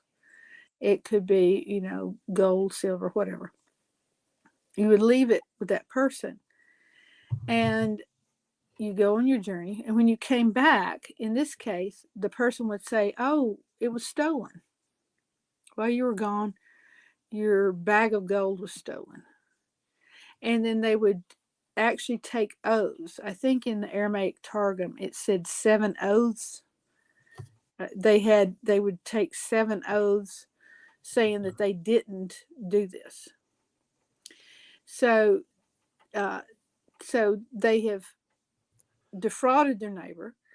And of course, there is some where it talks about robbery and a violent robbery, someone breaking into your house. And it's theft. It's theft, deceiving someone and taking something from them. Like false weights. Some people they measure out, say, I'm selling you a pound of something, but it's not a pound. I mean, I remember back when you could get a pound of coffee, you bought a pound of coffee. Now it's like 13 ounces.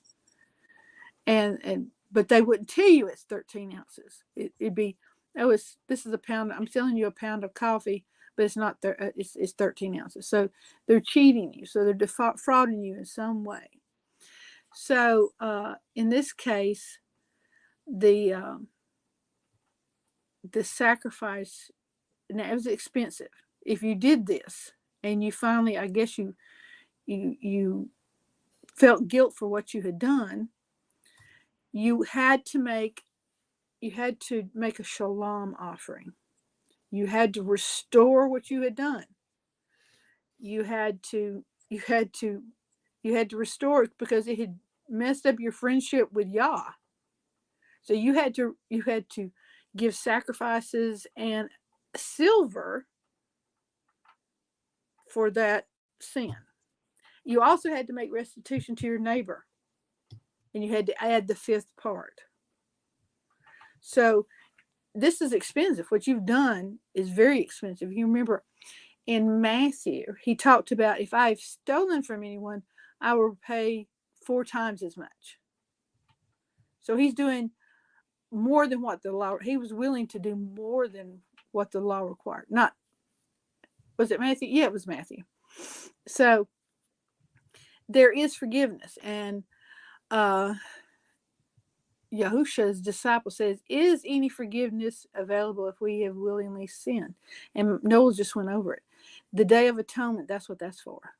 The Day of Atonement, that was the day.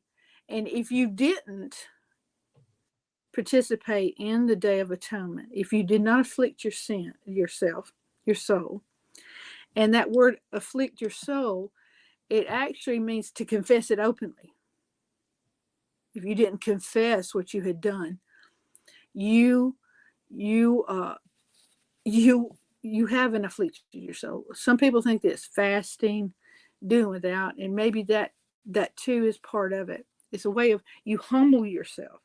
You have lowered yourself, and you lower yourself in your own estimation. I failed. I missed the mark. I stepped out of the way. I was walking the wrong path. I turned aside from the path that he set for me. I turned aside. I went, all these fairy tales, all the stuff that happened to you when you leave the path. Well, that's true in Torah. You leave the way, you leave the path, you've brought calamity on yourself. You've chosen a curse, and when it falls on you, then it comes to your mind what you have done. So the Day of Atonement, it's a covering over. In fact, all of these sin offerings, it's a covering over. We think of it being erased, something being erased, in American Sign Language, erase. But it's not, it's a covering over. That's what QURA means. You're covering over the sin. You might think of it in terms of it's redacted, because what you've done is in a book somewhere and it's been redacted. He doesn't see it because somebody blotted it out. Do you want your sins blotted out, or do you want your name blotted out of the book of living? That's basically your choice. Which do you want to do? So you want those things that you've done to be covered over. Everybody's done them. We've all done it. We've done willing sins we knew we were doing wrong. And so we want those covered over. And the Day of Atonement was the day when all sins were forgiven. So that's my take on, that's what I see in Scripture, in the Paleo. Okay. Now we have, I have a lot of notes I can go through, but I have you here, Pamela. So, I want to make sure that you get through anything that you want to get through. Let me just, I can like all this stuff I can come back to next week. It's no big deal. You can see here that I want to talk more about, because one of the questions I was asked about, no, I just lost it. Here it is. The unpardonable sin, right? What is when we're talking about sins that are conscious versus unconscious and sacrifices for that? I want to talk about the unpardonable sin, the blasphemy of the Ruach HaKodesh, what that looks like. Can we cross-reference it? And then look at some of the intentional sins that were forgiven by Mashiach and go from there. So I'm going to skip over this. I can hit all that up next week. It's not a problem. As you can see, tons of verses. We'll be here all night, which could be a good thing. There's a covenant of salt, something I would love to talk about. But this right here, Yeah, ascending offerings. I was excited by this, looking into the language. So we see here in QURA, Leviticus 1:9, and it says, "And he shall wash in water his interior and his legs, and the priest shall burn incense with the whole on the altar to be an ascending offering of a sweet scent unto Yahuwah the ever living." So you can see here, I highlighted wash and water, and then but interior legs and ascending offering. I want to look at those three words in the Hebrew. Pamela, of course, I don't have the Paleo tools in front of me as you do. So I'm looking up at the Masoretic here, even though this is reading from the Paleo. But so let's look at Strong's Concordance 7130, starting at interior, or the word is kareb, means inward part, or in the midst, right? So Pamela put interior, you could put inward part. All right. But if you look, see, the thing is about the Hebrew is that you have all these vowels in there that, get moved around or weren't there. So if you look at 7131, it's essentially the same word. It is, and it the means, same word. and it says approaching, right? So what I'm going to do is I'm going to go ahead, Pamela. You're drawing near the interior. You're getting close. So if you see, you've got the kuf, and you've got the resh, which is the head of the man, and then you've got, in this case, the bayat, or the bat, which is the house. So the kuf represents a pathway going in, the head of the man going in inside the house, which is the interior part. In this case, with karab, you're drawing near into the house where Yahweh is housed, his dwelling place. And this is, as I said, it's the same word. Okay. They've put these nakud in there, and they're trying to make it, they've tried to differentiate between the two, but it's the same word. Yeah. So let me explain what I'm trying to do here. I'm trying to take something that's exoteric and make it esoteric. So we're looking at literally the outer skin, an animal being sacrificed at an actual altar, and then I'm going to show in the Strong's Concordance how each of these words, interior, legs, ascending offering, can also mean something else. And let's put this together. So we got the inward part, the interior, the idea of approaching. But then if we look at leg, Strong's Concordance 3767, 3766, which is again is the same word, it could also mean to bow down. All right. Now, if we look at ascending offering, Strong's Concordance 801 is ishi. It can also mean woman, wife, or female. All right. Strong's Concordance 802. All right. So I'm trying my own hand at this is the Knowles translation of the Esoteric Bible. Okay. This is the esoteric version of scripture. I know some people just like some heads just spun right now, but let's give this a try. All right. I'm going to try this again from my translation, looking at the Strong's Concordance.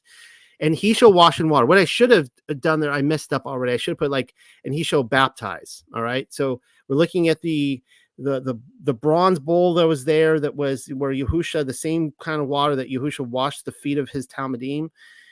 And he shall wash in water, draw near, and bow down, and the priest shall burn incense with the whole on the altar to be an ascending wife of a sweet scent unto Yahuwah the ever living. All right. So we see here the relationship of the bride to Mashiach, and he calls on us to draw near to him, to bow down, and to be obedient, and we have to wash and be clean. So let's look at a few scripture passages here where you can see, and again, I know we're going into Paul territory, but you can see where they're looking at the Talmud, not the Talmud. Oh my goodness, the Torah. Of course, he came out of the Talmud, Paul. But they're looking at the Torah and the Tanakh, and they're basically taking these word concepts in there that are maybe buried for the person who doesn't understand this language world when they're talking about it. And it sounds like these new concepts, but it's not necessarily, it's not new at all. So I beseech you, therefore, brethren, by the mercies of Allah, that you present your bodies a living sacrifice, holy, acceptable to Allah Hayam, which is your reasonable service. And do not be conformed to this world, but be transformed by the renewing of your mind, that you may prove what is that good and acceptable and perfect will of Allah Hayam. So let's think about our bodies being a living sacrifice, which I just showed you here in Leviticus 1:9. All right, so now think about the ascending wife, the wife being a sweet scent. And we looked in a couple weeks ago, maybe it was last week, on the idea that our prayers are actually a fragrance, incense in these bowls in heaven. All right, this is our spiritual living sacrifice in our prayers. Now, thanks be to Allah Hayam, who always leads us in triumph in Mashiach, and through us diffuses the fragrance of his knowledge in every place, for we are to Allah Hayam the fragrance of Mashiach. So remember, Mashiach is the sacrifice, but we are the fragrance of Mashiach among those who are being saved and among those who are perishing. And I love the word they're being saved, like it's an active thing that we are being saved. 2 Corinthians 2:14-16. All right. Ephesians 5:1-2 says, therefore be imitators of Allah Hayam as dear children, and walk in love, as Mashiach also has loved us and given himself for us, an offering and a sacrifice to Allah Hayam for a sweet smelling aroma. So you get the, over and over again, this idea that we know that he was a sacrifice, but we too are living sacrifices. When he says, pick up your cross and follow me, right? We too have to go to that altar and be a living sacrifice, even though he was the sacrifice. It doesn't mean we're going to, yeah. All right. For everyone will be, this is interesting. Now this is going off. I skipped the whole section on covenant of salt. And this is something I need to go more in depth in, because in this passage we read in Leviticus that everything needs to be salted. And it's some great stuff there. Pamela, if you want to talk about it, that's great too. For everyone will be salted with fire, and every sacrifice will be seasoned with salt. Salt is good. Now, it says that in Leviticus. Every sacrifice is seasoned with salt. So he's telling us that we have to be seasoned with salt. Salt is good, but if the salt loses its flavor, how will you season it? Have salt in yourselves and have peace with one another. And again, you see with the spirit, that when Peter talks about being a living spiritual sacrifice, he puts in there shalom with each other. That's all a part of it. It is so important. If you sin against a brother, if you have offended a brother, go back, make up with him. Don't even try to bring a sacrifice until you do that. 1 Corinthians 3:14-16. If anyone's work which he has built on it endures, he will receive a reward. If anyone's work is burned, he will suffer loss, but he himself will be saved as though through fire. And then what's really interesting here is after he's talking about going through the fire, everyone's like, what is this, purgatory? What are we talking about here? He explains it the next sentence. Do you not know that you are the temple of Allah Hayam? So we could look at the whole tabernacle blueprint and go, that is us as well. Yes, it is Mashiach, but we are also that. So when we're talking about the fire, that's, some people are going to be barely, as an ascending offering, as a living sacrifice, some will barely make it through the fire. Quickly here, we see, I mentioned that you could take this is the Revelation challenge, and maybe I'm wrong in this. I'll take it myself, but let's take everything in Revelation and tie it back to the temple, the Torah, the temple, and really Jerusalem. But here we have the whore of Babylon. And I saw a woman sitting on a scarlet beach. She's sitting at the beach in a bikini, I guess, on a scarlet beast which was full of names of blasphemy. The woman was arrayed in purple and scarlet, adorned with gold. I don't need to read all this. We know that she is Mystery Babylon the Great, mother of harlots, and of the abominations of the earth, whore Babylon. All right. But look what it says here at the very end. And the 10 horns which you saw on the beast, these will hate the harlot, make her desolate and naked, eat her flesh, and burn her with fire. It's really interesting. It's almost like an unholy cookout here, unholy Holocaust, if you will. All right, so oh man, I have a lot more. But anyways, Pamela, I want to make sure you get any of your. I have you here, so I want you to make sure you get any of your thoughts out on this passage. And this is the hard part, because it's like, I mean, I was just studying this week and going, there's no way I can even cover everything in here. There's so much stuff. So. Well, what you were saying about the ascending offering. Now, sometimes in some translations, you will see where it says burnt offering. And that's because it was to be totally burned up. It was to be totally burned up. And ascending, the word is actually ascending, and I don't like taking that next step, even though we know that it's going to be totally burned up. I don't like to take that. I just like to say, this is what the word is saying in the text. So the ascending offering is totally burned up, and of course the smoke rises upwards. I like the idea of what is it, Andrew Hoy, the 314 project, where the smoke is going up through the opening in the center of the tent. So this sacrifice is going upwards, and it's totally burned up. Yitzhak, as I said before, he was to have been an ascending. Now, once you offer something to Yahweh, it's his. Now, he did not, he does not do human sacrifice, but Yitzhak still belonged to Yahweh. The Levites were not an ascending offering; they were a wave offering. Because they, a wave offering, you would come and you would take a portion of it, and that portion would be burned, but the rest went to the priests, particularly the high priest and his sons. So the Levites were giving, we'll see this later on, that they're actually a wave offering. I think it's in Numbers. We won't get to that till Numbers, or Bamidbar. So you've got them as a wave offering. And so people have been given as offerings unto Yahweh, but not as a bloody sacrifice, but as a bloodless sacrifice. And there were bloodless sacrifices. A lot of people, they think, they're murdering all these little animals and things like that. But there were plenty of bloodless sacrifices, and particularly the gift offering. Yeah. Sometimes it's called the grain offering, in which this is the fine flour and meal that you could bring. I believe even one of the sin offerings, if you just can't get your hand, you're just too poor to reach to it, but you could bring fine flour or meal as an offering unto Yahweh. So there were bloodless sacrifices.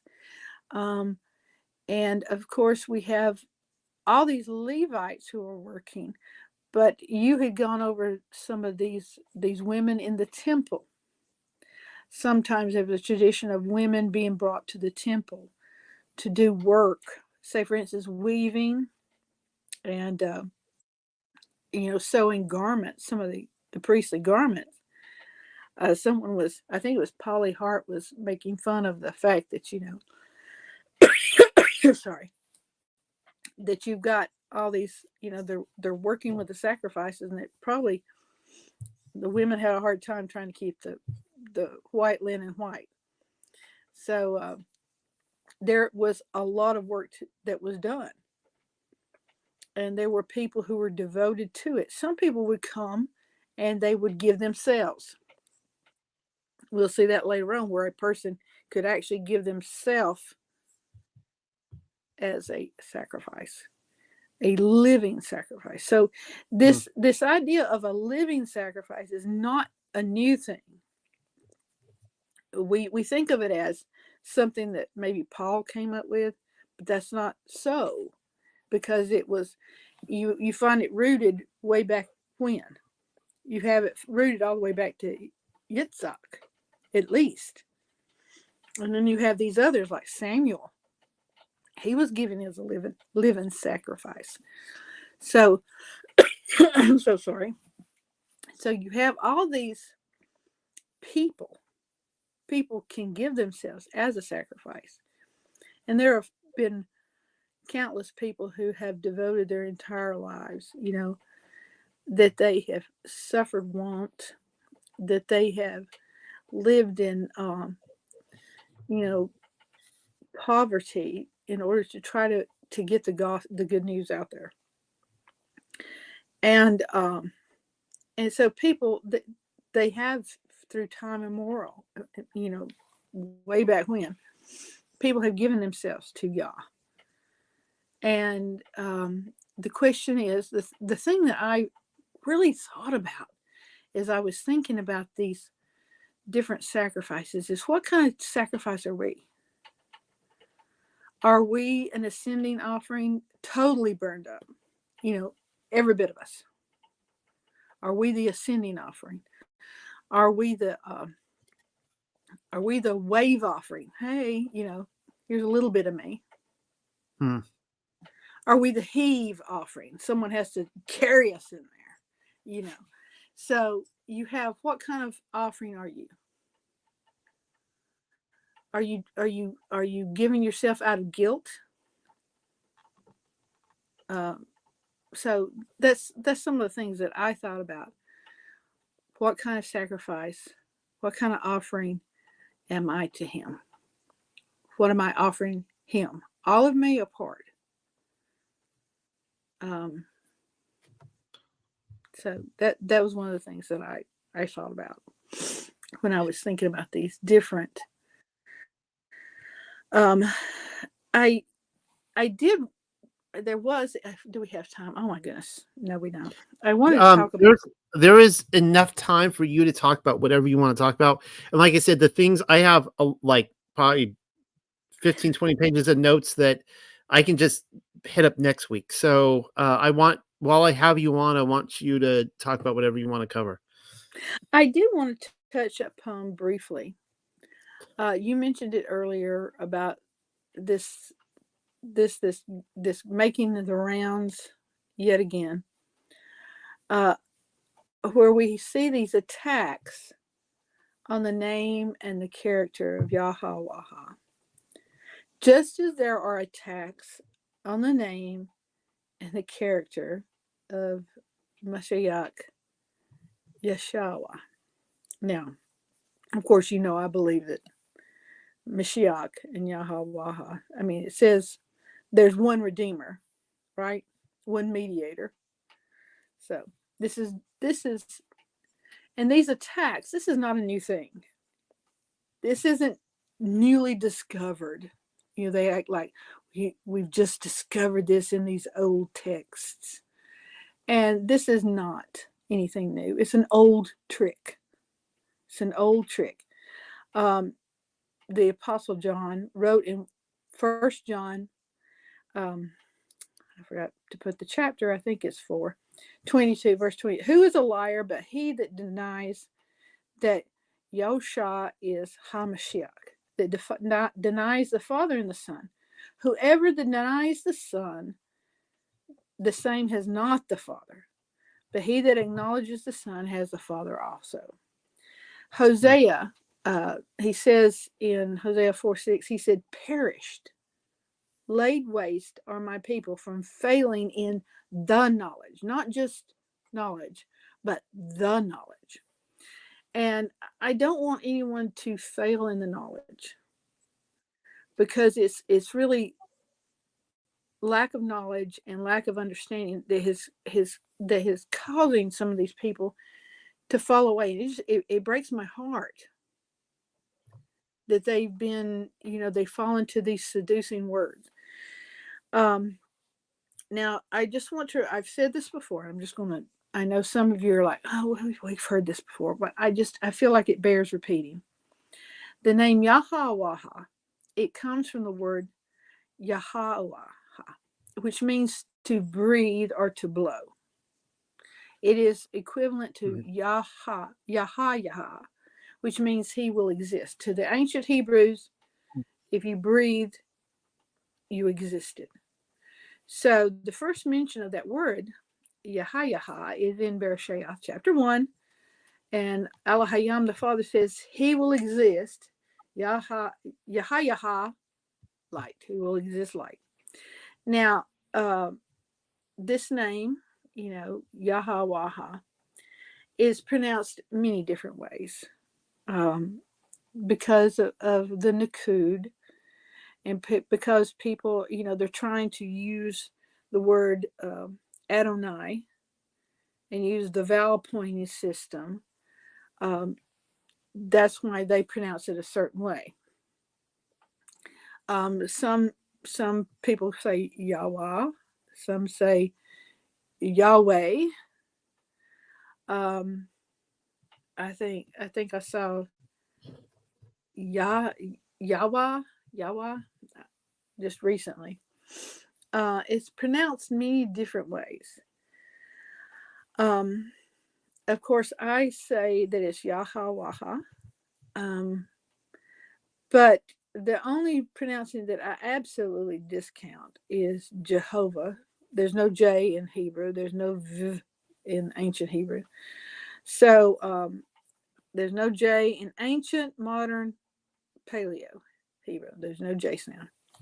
So there's no J until like 500 years ago. Yeah, J is a new letter. So new sound. So is V. The V, I think, is about 500 years old too. Probably post-millennium kingdom is what I'm thinking. So there's no J sound, and people are going to get really angry with me. Also, the name Yeshua.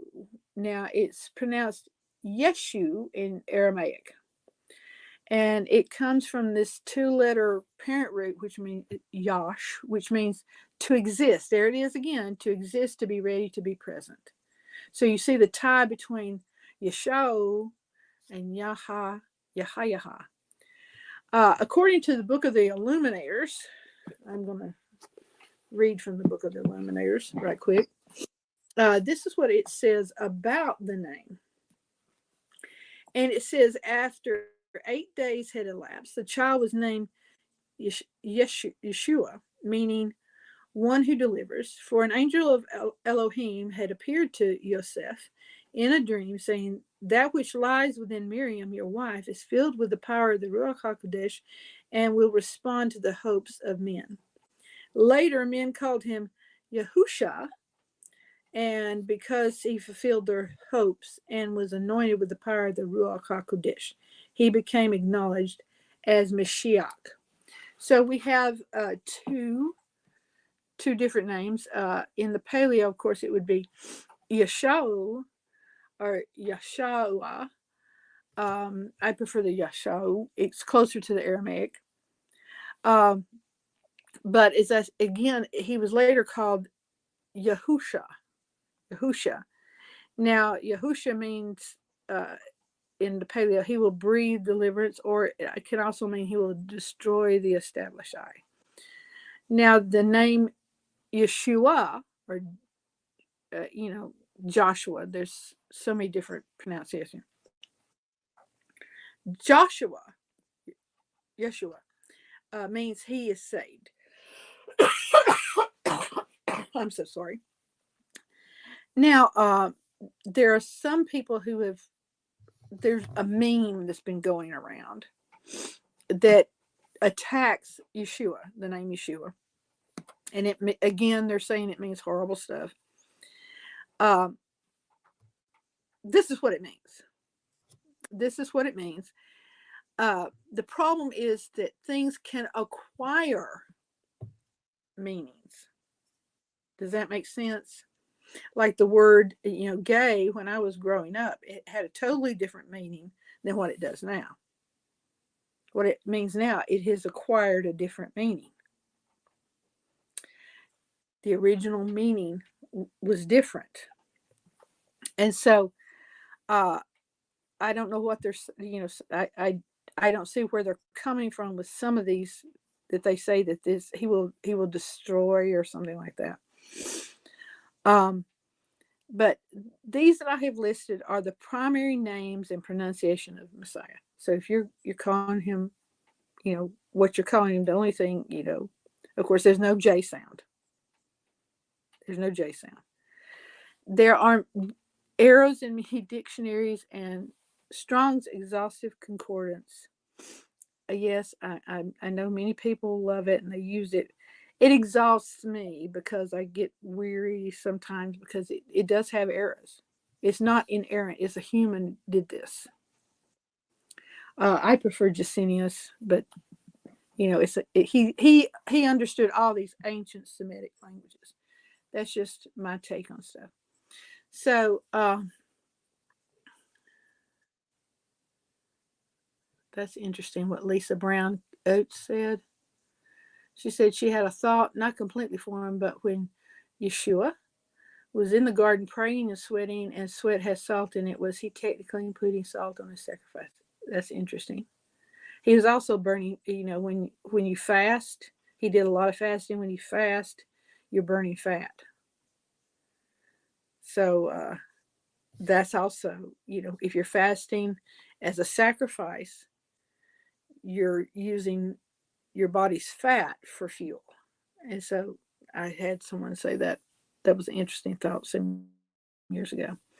So that was just something I just wanted to bring up. And I know that there are some people who are shaking their heads at me.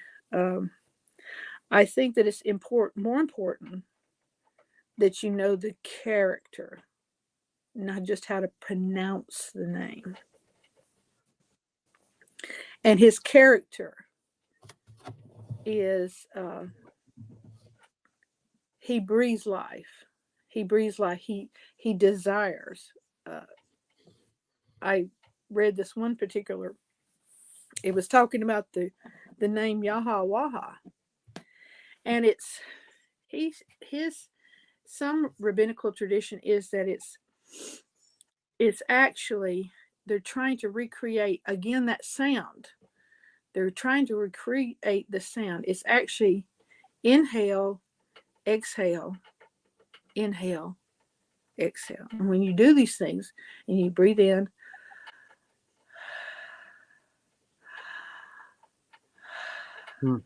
that's what the name is. He's breathing in, breathing out. And when he breathed into humans, the breath of life, Nusama, he was blowing. Like you used to see someone doing CPR.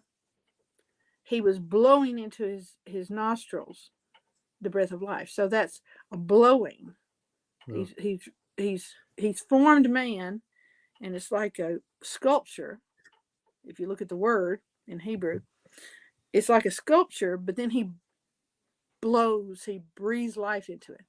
David said, let everything that has the breath, not just breath, but the breath, praise Yah.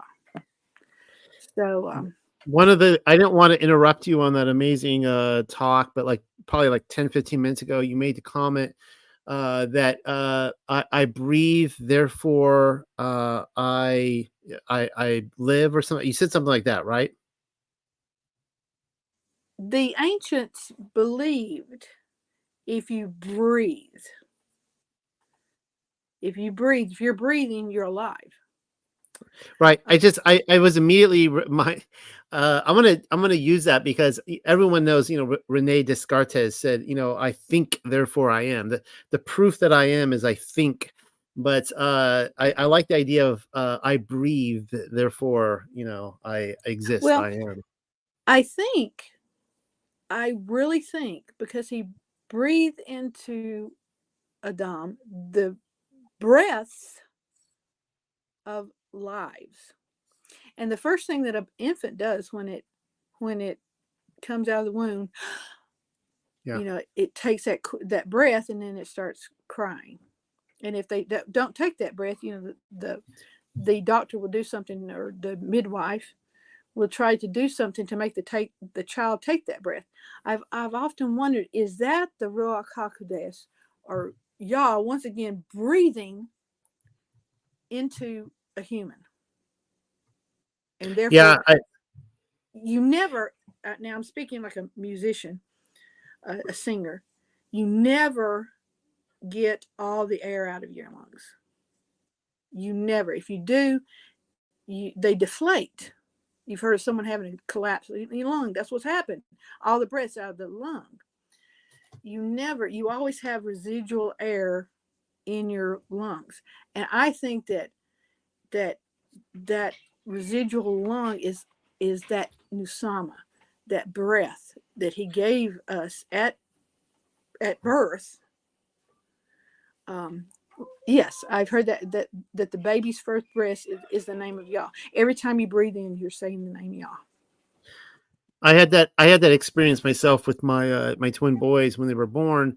The first came out, he was breathing, and then I think it was like 47 minutes later, the second son came out, and he didn't take that first breath, and he started getting kind of bluish purple, and we had midwives and a doctor and everything, and they looked at me like, okay, do something. I'm like, well, what am I supposed to do? Like, well, breathe into him. So I got to give him that breath of life. I got to, go, and I kind of blew into, give him a little pop in his mouth, and he started breathing.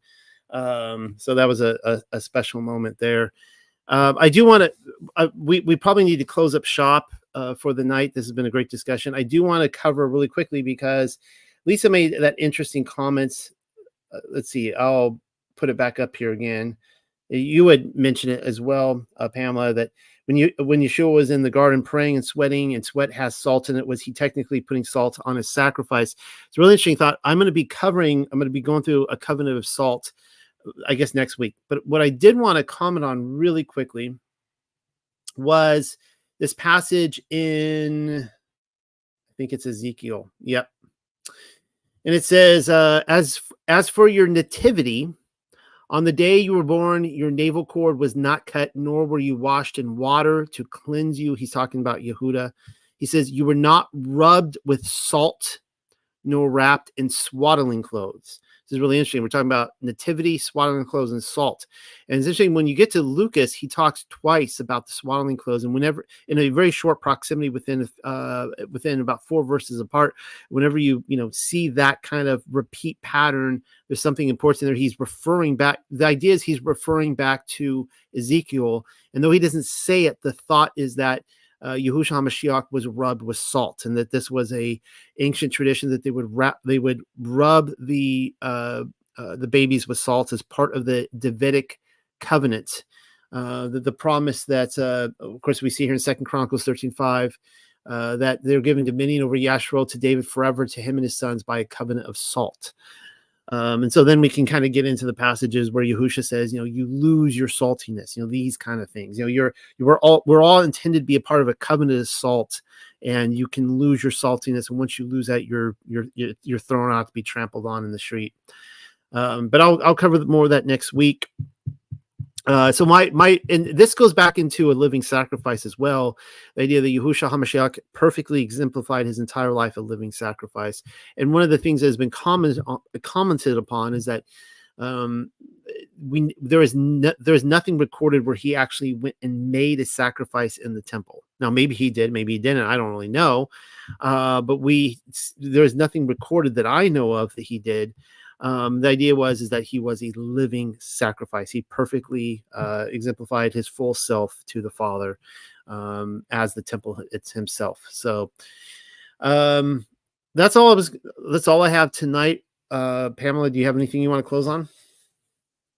No, that was the main points of what I wanted. I mean, as you said, there's so much that you could get into from the Hebrew, and you always notice something new and different every time you read it, and even though I've translated, there's sometimes, like when you're teaching and you're reading, you see something and I missed it entirely.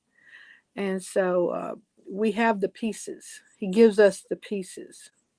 There's so many times where I'm I do a whole study. I put all all the verses out, and I try to arrange them in order. Okay, I'm going to remember to talk about this, make this point and that point. And then I'll read a verse live and I'll go like, oh, wow, I never saw that before. And it was like, I read over this how many times. Now I'm live and I'm like, oh, wow, I just saw that.